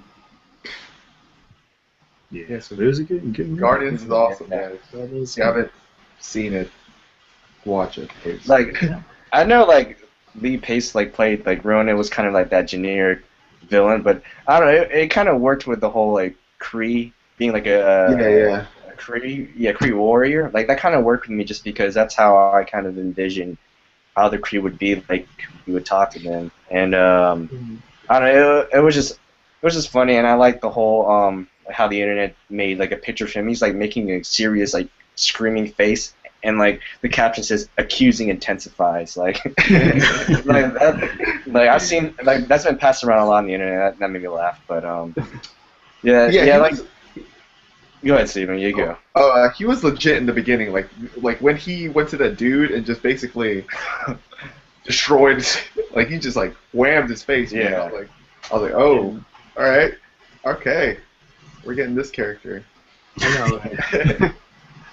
But Yeah. So what'd you guys think of Howard the Duck at the end? What would you- Well, like the way I took it was like an homage, because I don't know, like with some of these like Marvel endings, a lot of people are thinking it's something like foreshadowing, like Phase 1. Like every ending of every Marvel movie in Phase 1 had like a foreshadow to an upcoming movie. And then with Iron Man 3, you had like just Bruce Banner being like a therapist or whatever. And then this one, it's kind of like the same feel. They're not really trying to like prelude anything, like, with the exception of the Winter Soldier when you had the setup for Avengers 2. But when I saw it on the opening day, like people actually cheered for that, because the way how it's supposed to be was Howard the Duck was the like first like animal like character, kind of like Rocket Raccoon. So since he was the first one, that was sort of like the homage. Like you got to put him in there. So I mean, it's kind of ridiculous to think that he actually exists amongst like the likes of Robert Downey Jr., Iron Man. Like there's a Howard the Duck existing in the Marvel Cinematic Universe. man, that's the collector's fault, man. Like, why would you collect Howard the Duck? And then the whole like kind Cosmo, man, like he's actually a big part in the Dan Abnett and Andy Lanning run of Guardians of the Galaxy. So Yeah, I he heard might have a about bigger that. role. Yeah, he might have a bigger role in the next movie. The Collector probably took away his like telecommunicator or whatever, and he's supposed to have a Russian accent, so it's Yeah. really interesting to see that. Yeah, I heard that. Was it that Cosmo and Rocket were like they hated each other and they kind of like Yeah, like they growled at each other in the movie. yeah, that was a That good was kind of like they kind of homaged it at that point. yeah. But I didn't even know. I had to like I heard about it and I looked it up and I was like, hey, that was Yeah. pretty cool, you know. Yeah. So, And then But he's the part Adam of the Warlock Nova part, cocoon was right? busted open. yeah. Cosmo? Yeah, is he part of the Nova people, or is he? No, not really. Like he in the comics, he's sort of the I guess the I don't know how to say it, but he's kind of like helps run Nowhere, where the Collector was. He kind of helps in the comics. He helps run it. He helps communicate with the Guardians of the Galaxy. He helps bring them back when they need to be teleported or transported back. He's that kind of character. But Oh, okay. he's a kind of a big role in the comics. In the old run. So I hope in the next sequel he'll actually have a bigger role. Yeah, thanks for reminding me about like Nowhere. Man, that was Yeah. cool, dude. When they Yeah, added that. Oh, is that the Celestial thing, right? The Celestial Yeah, Head, yeah, which was that was Crap. pretty cool. I was like, How wow, did that man, happen? that's Yeah. a really comic book concept right there, like on the Yeah. big screen. So maybe we'll see a corrected Galactus. I hope we see a corrected. You know. Yes. That would be like if I had a choice of like the final after credit scene, it would be like a shadow of Galactus, you know, coming up or something like that. he's Yeah. breaking out the A Fox real- universe. That's right, yeah. Yeah. Fox Just- Studios. I don't even be He's here. coming back. I know, man. All right. It is good. Yeah. Go check it out. Guardian good. Yeah. All right. So. Did we say everything we needed to what say else? about that? Yeah. We said everything There's about probably Guardians, some right? stuff. Pretty much. There's probably Yeah. stuff that I want to talk about, but I can't really think of anything right now. I mean, we talked about the characters. Yeah. The plot was Plot. fine, yeah. Soundtrack, good. Yeah. I think the Guardians really it really rewards the faithful, whoever follows the Guardians back from its origins in the comic books. I think just seeing all those places, Nowhere, Ronin, just this team Yeah. finally on screen. It's rewarding the faithful. Because like people were worried that Guardians in the mainstream was such an obscure team compared to the Avengers that they kind of worried about the success when now it's I think I just read it crossed the 500 million mark, and then this now is for Vin Diesel, this is his most successful movie he's ever made, and he's made like 5 Fast and Furious movies, but Guardians of the Galaxy is now ranked as his most successful movie he's ever made. So it's nice to see that even obscure characters in the Marvel Universe can stand a chance out there. You just give it a good soundtrack and relatable characters, and it not just full on gloom like Winter Soldier. Actually an upbeat, happy, lighter tone, and you make magic out of that. Yeah. Also, I forgot, but I read this article where James Gunn deserves most of the credit for this movie. I mean, he directed it. He did a great job. But I saw this article where this woman wrote the first script of Guardians. Like, she was in the Marvel writing program, and she's the one who kind of brought Marvel the idea. Like, he brought them the script for Guardians of the Galaxy, and they decided to go with it, but they hired James Gunn to kind of do rewrites on the script.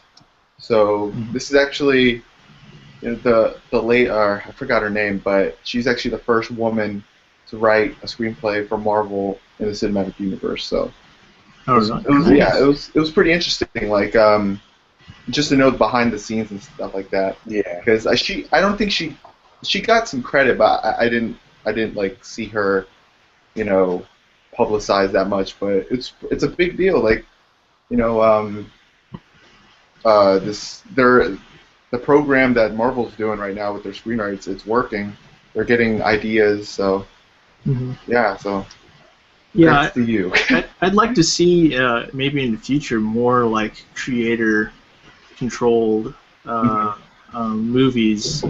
Like Guardians of the Galaxy did a really good job by giving James Gunn this vision of this team, rather than here's a script, this is what we want, and just produce what we want from the executives, but giving creative control to a director who has a dream and a vision for how the final product is. I'd like to see more of that.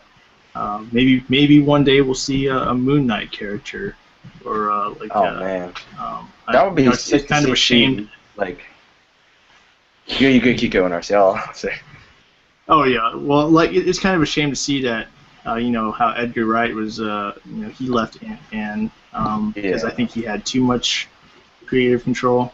But just to see, if you give a director, just the creative ability, maybe we will see cool characters like Captain Marvel, Moon Knight, and all of them. Hopefully in the future, and maybe tied into the cinematic universe. So. If they did Moon Knight, I hope they would do it like the old Blade movies where it was an R rating, because I think it'd be awesome to see like Moon Knight just like cut people up and everything. That would be like that's cool just to me, see it, like, judging by on a Netflix series. That's right. Yeah. Yeah, you probably Like I would think more of the Marvel series might go to Netflix. I mean, Moon Knight and where's Moon Knight? I don't read like I'm not really. I haven't really read any Moon Knight, so where's he based I at? don't even know if he's like. I don't even know if they said he's just in the city somewhere. I don't know exactly, but he's like Batman, like Unleashed. If he didn't have that one rule to like not kill people. No holds barred. Yeah, like Moon Knight would do anything to get what he wants. So that'd be cool. Yeah. So I mean, they do have a Marvel like saved like a bajillion dates. So did DC. So eventually, eventually we'll get something.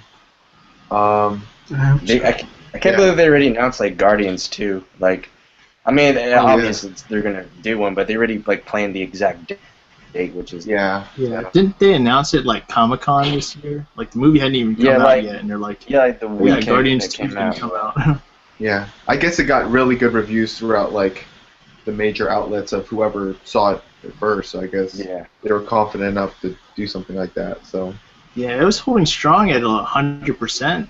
Like when the first early screenings were coming out and the critics were reviewing it, it was holding strong at 100% for like a week and a half, and then it started.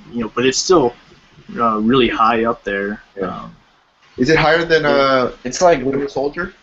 Like no, it's I think Winter Soldier, Days of Future Past, and Guardians are all over there. Yeah, I think Winter Soldier had like 89%, and Guardians is at 92%. It's the same as Days of Future Past, I think. That's like the great thing about like Guardians, how forget about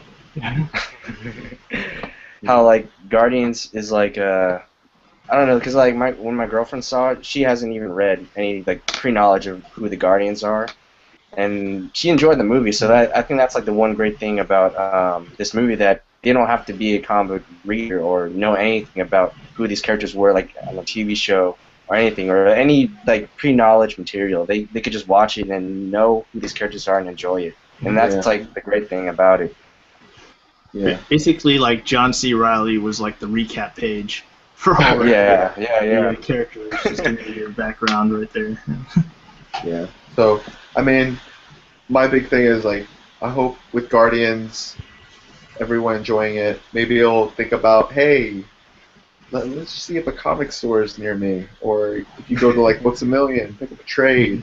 just to get the interest. Like, it doesn't even mean to have to just start a pull list, but just to be interested in comics, or maybe it'll get you just the foot in the door, maybe.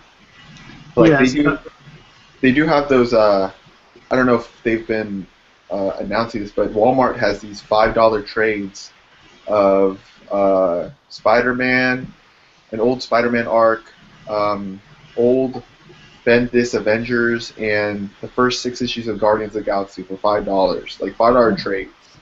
So I actually went to the 103rd and I actually checked if they had it, but it's like you have to search for those trades. Like I had to, it was like in the back. So it's in the garden section. I know. It was like, dude, it was like behind it was like behind some magazines. I was like, oh, what the heck is this?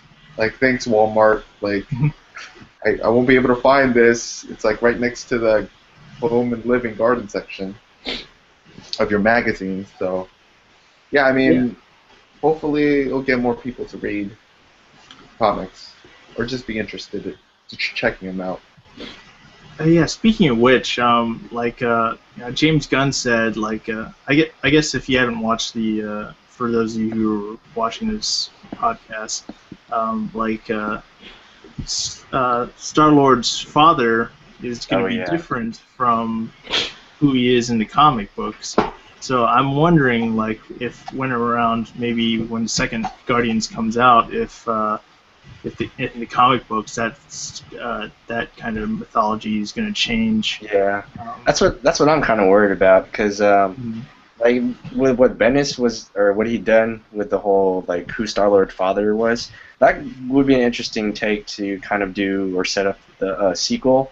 But if they do change his father, whoever James Gunn wants to change it to, I kind of I don't know. I just don't want it to retcon anything in the current comics, because it's kind of well set in here. So in the current comics, his father's the king, right? It's always been Jason Cole.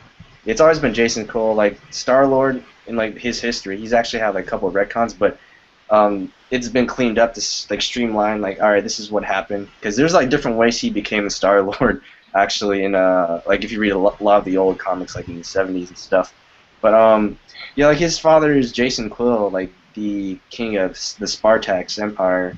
But in the end of the movie, you saw that all the Nova Corps were talking to him you're half human, you're half or part of a race that hasn't existed in a very long time. And people were coming with theories is he half eternal? Is he kind of related to the Eternals, or is it going to be Starhawk, who is a guardian of the galaxy from the year 3000 or whatever? Yeah. So there's all these theories, and I'm just concerned on how they're gonna I don't know, portray it. I hope I hope he's in the comics, because I don't know if you caught this in the movie, but I think John C. Reilly says Star Prince or something like that. Yeah. So maybe that could have been a nod to, hey, because I mean, if you hired Yondu, wouldn't that cost you a lot? I would think he's a high-end bounty hunter.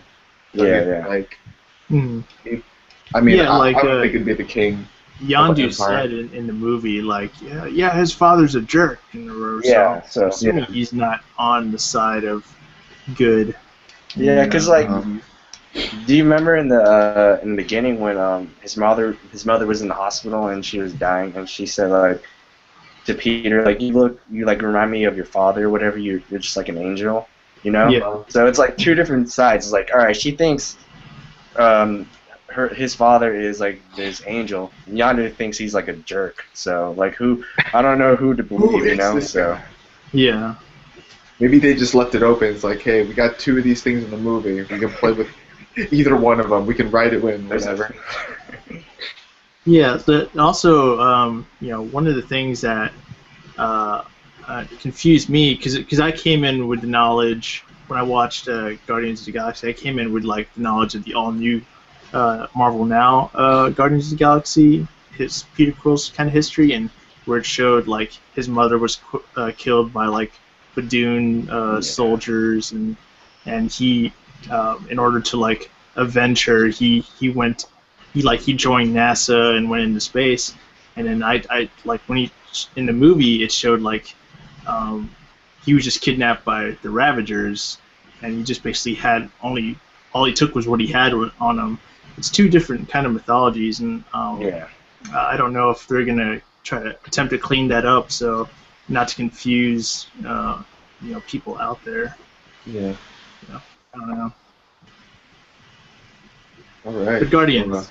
Guardians. See, we found out like 10 more topics to talk about Guardians. Yeah. There's one more topic on Guardians. I know. The extras. I know. Benicio del Toro collection. Yeah, collector. He was kind of creepy in the Thor after credits, whatever, when they showed the collector and the Thor: The Dark World. He kind of creeped me out, but I don't know, it was fine to me. Yeah, that was horrible looking though. Like the first time they showed the collector, it looked really. I guess depending on the theater, it looked really like low grade. Yeah, no. Yeah, but he's like he's a freak though. Like he's collecting like aliens and like holding them. Oh, that's speaking of which, about the collector, why in the world did they give? Why did they give it to the collector? Like, why didn't they give it to like Novacore or something? I guess like he had like the $5 billion that reward. He was the high-end client. Mm-hmm. I guess. Oh well, bad move. Bad move. That lady was like, I can't take it anymore. Slave, I'm no longer your slave because I'm dead. She grabbed me. I was like, oh. Do you think they're going to introduce the rest of like the Infinity Gems in other markets? Because so far we've seen 3, and Age of Ultron might be one.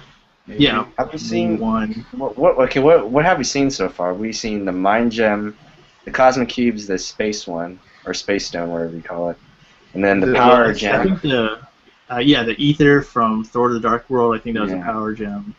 And I think isn't it purple like the Soul Gem? No, they switched it up. Like the colors are different from the comics. Yeah, but like no, I thought the Aether was the Reality Gem because it like they talked about how before the world there was darkness and then this like stone like created like reality and everything. I thought that was the Reality Gem. I'll still call them gems, man. I'm not calling them stones. Oh yeah, I'm not calling them gems because I don't know. I feel we're calling stones. I'm calling them rocks. Yeah. Infinity rocks.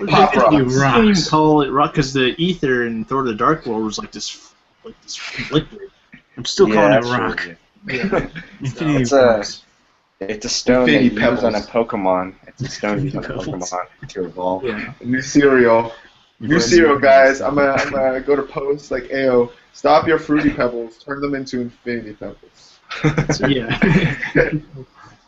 Yeah, but I don't know when we'll ever see the Infinity Gauntlet. I don't know, like, because if you're trying to build up to Avengers 3, you got to have a lot of movies just to cover the rest of the stones, unless someone's out there collecting stones. I know, yeah, and Gauntlet and all that, but they're spread all over the universe. Dude, in San Diego Comic-Con, Josh Brolin, there was a picture of him and the Infinity Gauntlet.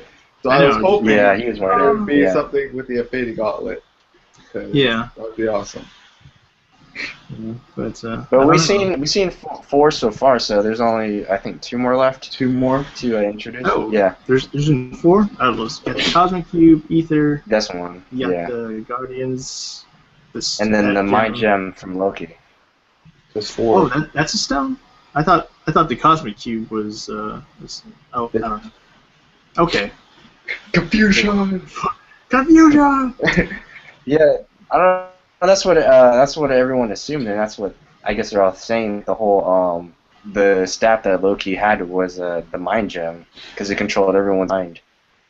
Oh yeah, cool. I don't know, yeah, maybe. Like if you looked in, there was a scene like when the Collector was explaining it. That you saw like the Cosmic Cube, and then you also saw Loki's staff as well, and then the Ether as well. So I guess it is the fourth gem, whatever thing. Not like what are they missing? I don't even know what they're missing. The I time do, gem. like, I know they're missing the time gem. They changed up Yeah, they changed up the powers of them that like Hickman's got- everybody is confused. and he's doing all sorts of stuff with it. But I don't know. Yeah. That's So, gonna be yeah, a crazy Guardians. ride if they get the timing Guardians, down. guys. Mm. Thumbs up. All right. Let's talk DC movies because I saw this article where I don't know if you guys saw it, but Warner Brothers has supposedly a no joke policy with DC movies now, where they like, Yeah, I it's saw like gonna be that. super serious. I'm just like, man, like, I kind of want. What was the purpose of that policy? Like, I don't know, why did it have like, to happen? they I don't want know, to keep but, like- the grittiness of it, I guess. Like, I don't know. Like, if you think about how Marvel's done their their universe building in the cinematic universe, like, yeah, there's some tones of darkness and seriousness, but there's also a lighthearted tone. This is good Yeah. balance. There's a balance. It's- between those two. yeah, it's just all fun. And if DC does this whole no joke, they're like setting up this totally not fun universe Dude, where it's just like yeah. all Like- dark and gritty. Yeah, we could totally be talking about. We could talk about Guardians all day. Yeah. But when it comes to a DC movie, I feel like I get the press like, dude, like, oh my gosh, like he freaking ripped his head open or something like that. Like, yeah. I don't know, like I feel like it's a different tone of conversation, and we would want to quit it like a Yeah. lot quicker. Be like, okay, that's what happened. Everyone was sobbing. No, the feels are like totally opposite. It's like I know. legit, like, dang man, why? Like, I don't know. I'm not into that whole no joke policy. Like, I don't know why they just don't. I don't know. They're just taking the Chris Nolan, premise of Dark Knight and they're trying to make it,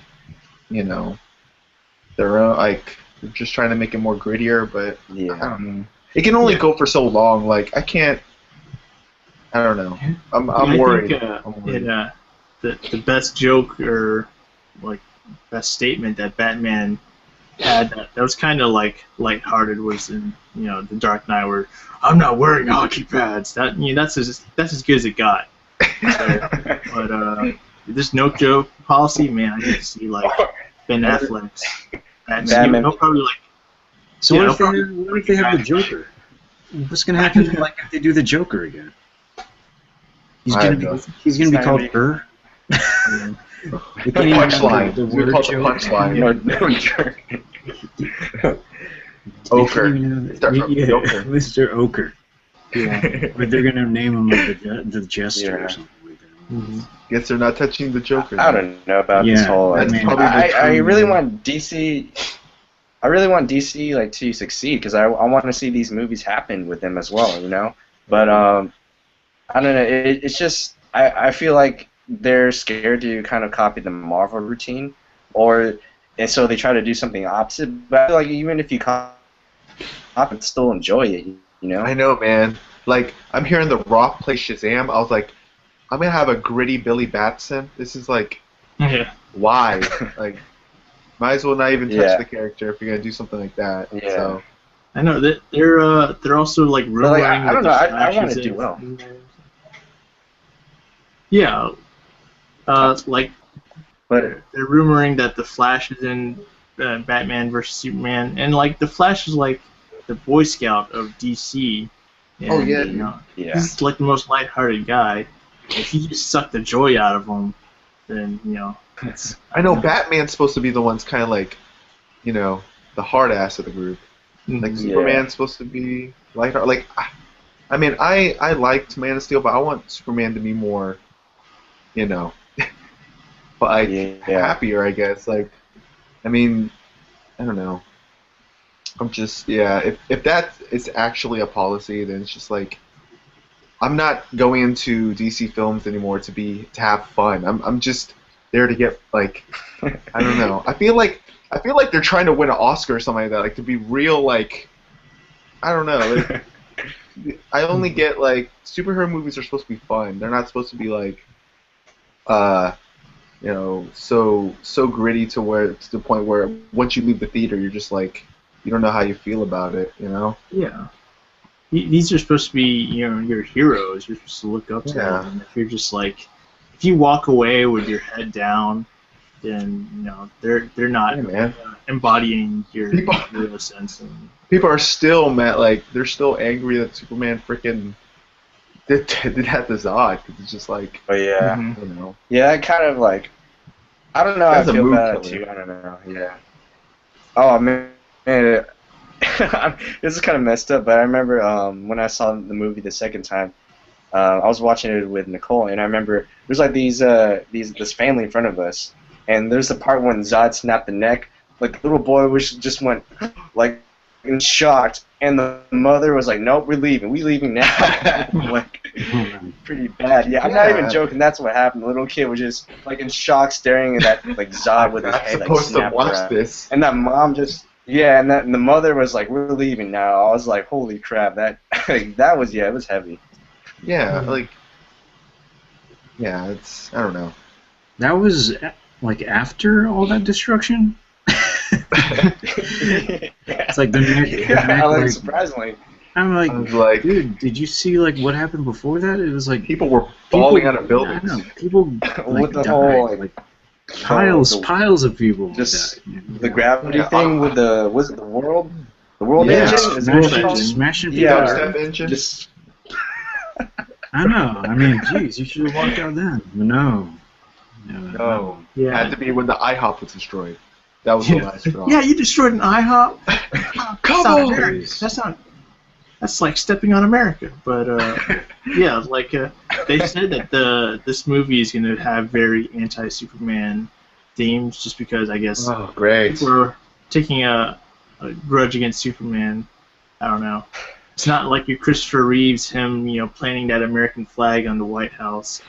Yeah. That kind of moment, but there's just like, it's He's gone already dark. enemy of the state. Yeah, He's already.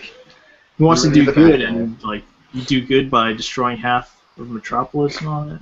Yeah, and you basically pissed off all the other Justice League members. So basically, man. it's I wanted to see Superman take his ass off and throw it at Zod, just like in that one Superman movie, just take it out and throw it at him. and his neck just falls off, like it just like sliced through. I know, like, what will you guys do if Batman kills somebody? Are you guys gonna? Oh, I might Batman also walk has out, a man. no-kill rule as Oh well. yeah, like That's just ridiculous. That's just like, I don't think that's gonna happen, man. It's yeah, they can't That's do that to do Batman. that to Batman. I don't know, that's you did one this to thing. the American poster boy, Superman. No, man, Batman has taken over as the top dog in DC. Like, you saw what happened with Dark Knight, and they're like, you gotta have Batman in here. Yeah, I mean, I mean, I can understand like Wonder Woman, killing somebody. They've already done to Superman. He's crossed the line already, but Batman, he's still untouched.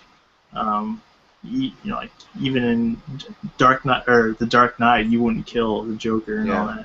But Yeah. this isn't Christopher Nolan's Batman. This is a Zack Snyder film. I know. So yeah, It's gonna expect be, the unexpected. yeah, Expect like, him to like carry a gun or something. I don't know. I don't think it's gonna happen. I mean, because like the whole reason his parents died was because they were shot, and he vowed that. I mean, he wouldn't be the same way. yeah. So to kill someone like that, it would be like a total hypocritical statement of Batman. That better be the last DC movie ever if they do that. Like, there's no way from going that. Like, I don't know. Like, I feel these movies, if they get even more grittier, I can't defend these superheroes. Like, I don't know. Like, I don't know if I just don't want to see any more death. Like, as much as I saw in Man of Steel, that's better be the most destruction we've seen, or we are going to see in this whole like universe thing. But hopefully, Yeah, if Superman levels Gotham City oh gosh.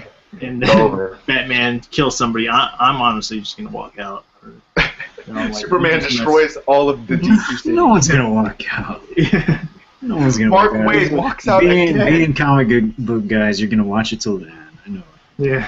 It's- Oh no, man! I It's can't like, take oh. another. I can't take another neck crack by Superman. It's just like Yeah. I can't take another one of those. Or Another one. I don't honestly for Superman. I don't think that's gonna happen again. because they heard like all the backlash about it, you know. Yeah. And if they do the same mistake twice, I think that would be kind of a dumb move on their part. So I mean, it's called Dawn of Justice. They're gonna fight and then they're gonna reunite to make the Justice League. You know, they should have just called it. Zero. They should have just called it Dawn of Justice League. You know? Yeah. I mean, It's not Batman. Batman's not in there. They just spoiled the whole movie in the title. You know? So Yeah. Like V Superman. come on, DC. Man, if Come it's on, Dawn dude. of Justice, I assume that there's gonna be like Easter eggs of like, I mean, they already mentioned Aquaman by Jason, however you say his last name, Momoa. that guy, Momoa. yeah, that guy, and then there's like rumors, oh, is the Flash gonna be in there? Is Martian Manhunter? Well, which Green Lantern is it gonna be? Like, it's all like, it's the thing that sucks about it is like, as much as I love like hearing all this stuff, like, oh, these heroes are gonna be in, so that it could like prelude to a Justice League movie, but it's supposed to be Man of Steel 2. Now it's just taken over by everybody else. Yeah. You know? Yeah. Are they still like releasing another Man of Steel film? I know they have this film. Didn't they say their Man of Steel 2 was going to come out later Yeah, on? it's like 2018, 19 or something like that. So this is Good like grief. it's like an interlude. This is a one shot. I bet, like, towards the end, I better see them together, like, interacting. I don't want to see them, like, if they're fighting and you see, like, a picture of, like, Billy Bats, it's like, hey, Billy? Like, maybe, like, a little tease. I'm like, no, I want to see full-on all of them together. Yeah, I want to see it like, you know, the Justice League cartoon, the opening credits are all just, like, on that On the edge. hilltop, just doing their superhero pose. Yeah, it's like something like that. Not just them. Yeah. I just don't want it to end like in a negative light. I want something positive to come out of this, you know, because Man of Steel kind of just after that thing, I was just like, I don't care what happens in the end. It's just It's got to be positive, man. I think because it's called Dawn of Justice. I think I think it's got to be positive. the sun rising up. It sounds Positive. so positive, you know. yeah, they're gonna pull a Thanos and they're gonna show like, you know, a dark side on Apocalypse or something like that. Apocalypse or Dark Side, one of them on there, and so I don't know. just Dark Side just turning, and just his eyes just a flare like that. Not smiling. Darkseid sitting on a seat, grinning, just like Thanos. Yeah. Yeah, just on the opposite end. He's almost got the same. Josh Brolin as Josh Brolin as Darkseid. Josh Brolin. And Thanos. Golly. Yeah. All right. I guess we can. Yeah. I guess we can talk about one more topic. I guess. What do you? Any new comics you're adding to your pull list? Like I can tell you what I'm dropping. Yeah, that too. Yeah. we was like hearing the drops. Let's hear the drops. Yeah, let's see what's dropping, man. I want to hear what's dropping. Well, The drop. I've enjoyed Bendis' run on this, but I don't know. I kind of feel like I wanted something more to happen. I don't think it's a bad series. I just want something more. I'm dropping all new X-Men. I know I'm dropping right before the whole Ultimate Universe crossover. Yeah, I know. I might get the first issue, but I'm dropping that. Then Earth 2, I'm dropping. I can't keep up with the weekly series, so I'm straying away from that. And part of me wants to drop Captain Marvel, not Miss Marvel. I'm still keeping that. Captain Marvel, but it's just been so fun, that book, because she's doing her own thing. But I don't know. Well, what are you guys dropping? Or you're not dropping anything? Add some more things? I dropped Captain Marvel. Oh, you did? Yeah. Yeah, cause I was following her before the all new Marvel Now. Yeah. So I thought this would be a good time to drop her. I dropped Daredevil after the original Sin. Sad to say, I dropped Guardians of the Galaxy. What? Yeah, just because I like Bendis' books, but they just suffer from so many. It's like they suffer from so many crossovers, because you got like for Guardians of the Galaxy they have the storyline, but then they crossed over into then they crossed over into Original Sin, and now I have to wait like 2 months for that before they go to like the Symbiont planet, and then who knows? I think this is going to cross over into Access or something. I don't know, but it just crossovers over a lot, and it feels very disjointed when I want it to be like I want to have a good flowing storyline. I mean they've Flash Thompson, Agent Venom is with the Guardians, and so far they've just made him into a wimp, and I know that the Symbiont Planet arc is coming up, but just with all these crossovers, I had to drop it. Maybe I'll pick up that arc when after all these tie-ins, but we'll see. All right. Anybody else who has? Drop in Wonder Woman when Azzarello's gone. Yep, me too. Dropping that. Yeah. Dropping it like just dropping it. It's Swamp Thing though, man. You don't want to Swamp Thing? No, Swamp Thing's in my pool, man. It came back when I found No, out. I mean like Wonder Woman is meeting Swamp Thing. In her book? Yeah. Oh, I don't know. No. Still. No. It's still gonna be dropped. Yeah. Yeah. But how about I dropped Green Arrow because what? Yeah. That's your boy.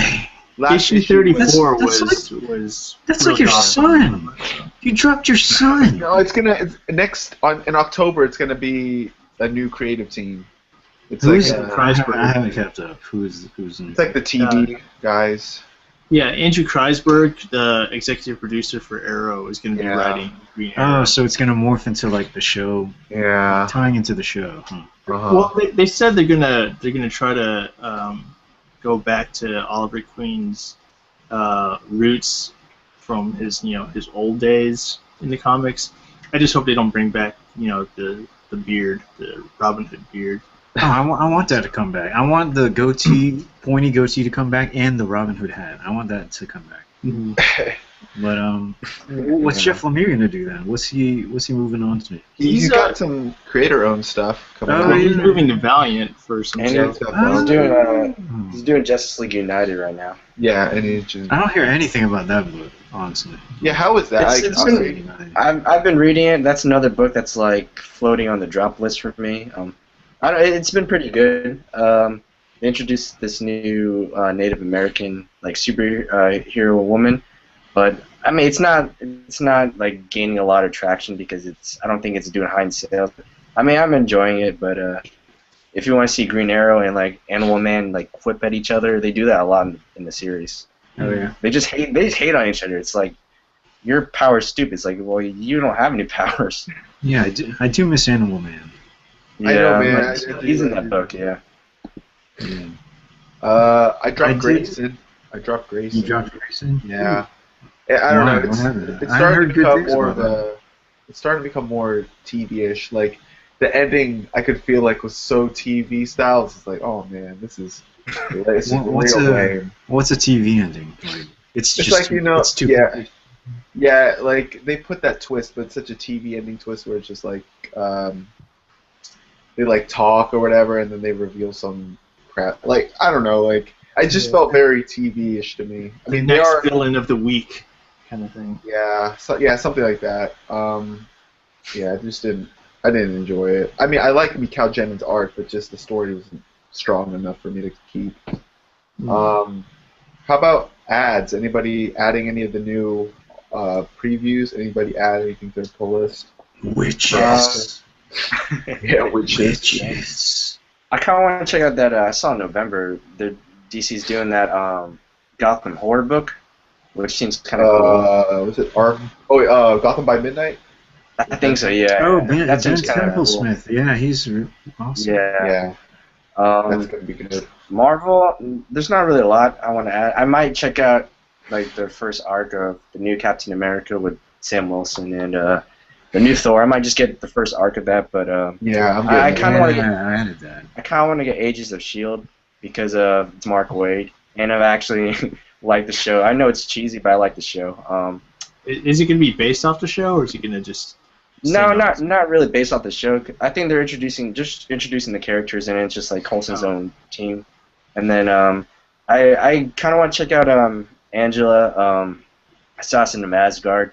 I don't know what's really going on with the whole Thor and Loki and 10th Realm stuff, but I kind of want to check it out just because it's a Neil Gaiman character from the Spawn universe. So, and she was in Guardians of the Galaxy. So I mean, they're not really ads. The only kind of ad I might do is Agents of S.H.I.E.L.D. But that's it for me. And the Gotham horror book. Like I got Academy, Gotham Academy. Academy looks good. I might check it Yeah, I saw some Becky Cloonan. You follow her on Twitter. She posts up pictures of the characters, and they actually look really good. Picking up Thor. What? Yeah, I'm actually. I don't know, man. Yeah, told you. Jason Aaron. I don't know. Like, I gotta try now. If I know, man. You try Thor. You came in really late on Thor. Man. You missed some. You missed some of the best. I can trade it, man. I got trades. Dude, some of the best comics written like in the past maybe 2 years was Thor. Yeah. He's got daughters and Jason Aaron's. And even just this last arc of Thor versus Roxxon, that's still pretty epic. Yeah, I mean, we're not gonna get the Esau Ribic arc, but I'm fine just with. I mean, if Jason Aaron's story, just the way, really strong, yeah, just the way Jason Aaron. Asgard. Yeah. Yeah. That should be pretty good. Yeah, I got Injustice Year 3. Year 2's ending up. I think ending in next month. So yeah, that's it for me for ads. There's probably a lot more Image books, but I'm probably just gonna check if they have it in my shop because Superhero Hive usually has a lot of the Image stuff stocked up pretty much. Like they won't run out until like the end of the day. So yeah. I'm gonna check out the new Deathstroke coming out. Oh yeah, Tony S. Daniel. Yeah, I might check it out too. And then I'm also gonna check out Cullen Bunn's Lobo. Dang it. When that comes out too. Lobo. I don't know if it's gonna include the new Lobo or the old Lobo. or both Lobos in the title, but we'll see. Filipino Lobo, which is Lobo. Dude, I'm still mad that where's our Filipino superhero on Earth 2? It's going to be explained, Steven. It's going to be explained in the weekly series. No! Oh, really? Yes, it's going to be explained in the weekly series, but I can't keep up with that. Yeah, that was like months ago when they introduced that. No, it's like more than a year now. Yeah. Yeah, because like he ran into the Red Lantern in like Brazil or something, like the Red Lantern of Earth 2, and like, oh, this is a cool concept. Tom Taylor takes over. He's like, he doesn't even want to freaking do explain what happened to him. So. Yeah, another character in the DC diversity pool that doesn't get a lot of recognition. Like, how's Simon Baz? Is Simon Baz? Where is he? Is there a man, he showed up. I was so pissed. He showed up in Green Lantern. It's like it's a filler issue, which I get because it's kind of set up the next arc. But he was just in here like, all right, I came to Mogo to see how, like, hey, what's up, man? I heard all that craziness that happened with the clone aliens. You good here? He's like, yeah, I'm good. All right, I'm gonna go train with Kilowog. He's in for like 2 panels, and that's it. He's on the cover, and I'm like, wow. Yeah. That was the big thing that came out of Jeff Johns' whole end of Rise of the Lantern. He was revolutionary. Yeah, I thought it was a big deal. It was a big deal for a while. Jeff Lemire. Yeah, I thought when Jeff Lemire took over Justice League America, it became. That's another book I could like rant every day about. But Justice League United. I thought Green Lantern Simon Baz was gonna be in it, but he just got like thrown off the course. Like, no, we're gonna the editor in chief is like, I'm gonna take Supergirl, take that red ring away, and put her in Justice League International. Like, wow, That Yeah. I don't know. I don't like some of the decisions they do with some characters. Yeah, hopefully Power Ring. Isn't Power Ring coming soon? Or did they already introduce this character? Power Ring. Drew. They already introduced him? That's Spider-Woman. Jessica Cruz, whatever. Cruz, yeah. Yeah, like she was introduced, like how she got the ring and stuff. It's an interesting concept. It's going to be in Justice League. They have the Doom Patrols there, but I don't know. Both Justice League, the titles that Jeff Lemire and Jeff Johns are doing. I might drop them just because I don't know. I feel like even though I want to read these stories, I could just wait for them and trade. I'm not like rushing to go get them every month. Like I don't have that passion anymore for those titles because they lost the characters I really want to see, like Simon Baz. So I don't know. Yeah. Cool. It's all about the multiversity now, man. Dude, I it's might as well the add that to my multiversity multiversity. season, dude. It's the season. So many verses. So Like many Infinite so many Crisis, worlds and universes. Spider-Verse. The multiversity. The multiverse. It's like DC Welcome versus to the Marvel multiverse. in the multiverse. I Like, know. who can out confuse each other or something. That makes me want to just smile, Steven. That just makes me want to smile. Dude, I need to look for that. I'm using that every single time. It's like it's Monday. Smile.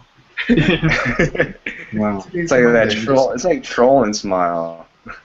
Oh yeah, totally. Yeah. So any more books? Any more books? Anybody add in? Because my pull list can only get so much. Yeah, you know, it's always a dilemma. It's like, hi, I dropped like 5 books. It makes me want to smile. Where's it? Oh my gosh. I'm trying to find it. I It did makes it me there. want to find. I saw It makes me want to smile. There He's you go. he's like, can't Yeah. do it, I can't keep up with all these books. It makes me want to smile. dude. Yeah, for a while. that's my face after I sent the email to Superhero High. Yeah. Yeah, It's like you drop like 2 books, you add like 4 more. I know, No. man. Like when I sent the email to drop the books, Superhero Hive came out with the previews list. I was like, oh no, don't go through it. I know, yeah. I was like, oh, That looks interesting. Uh-oh. I So know, you know you got like 9 books added. I know. The premise. Sorry to bother you again for my 15th email. All right, guys. I think you guys want to wrap it up a little bit. Like, Yeah, man, I'm hungry. Any final words, guys? Any? Just gonna go buy more comics. Any other comments before we go, so we don't ignore anyone? Oh yeah, go check. Check. This is the cringe right here. This is the cringe. Uh-oh, let's see. None.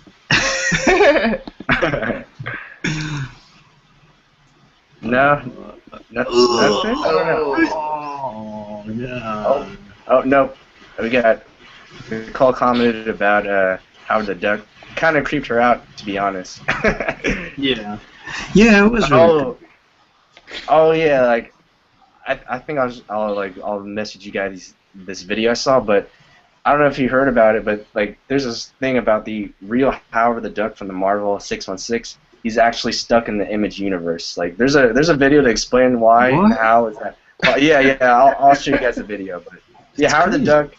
There's the theory, and I think it's not even theory. I think it's legit. He's in the Image universe, so yeah. Savage Check Dragon. out. Gonna show up in Revival or something. Oh, dude, It's Fred. Chew, Agent Poyo. Oh yeah. That was There you go. That's Howard the Duck. Undercover. Just team them up. Just team them up with Yeah. that. All right, I think that's about it. yeah, that's it, guys. That's it, man. That's Thank it. you, everyone who's watching. Thank you to my guests, Neil, Eugene Arce. Thank you again for coming on by and talking comics. No problem. And yeah, we'll see you next time, guys. See you later. Bye.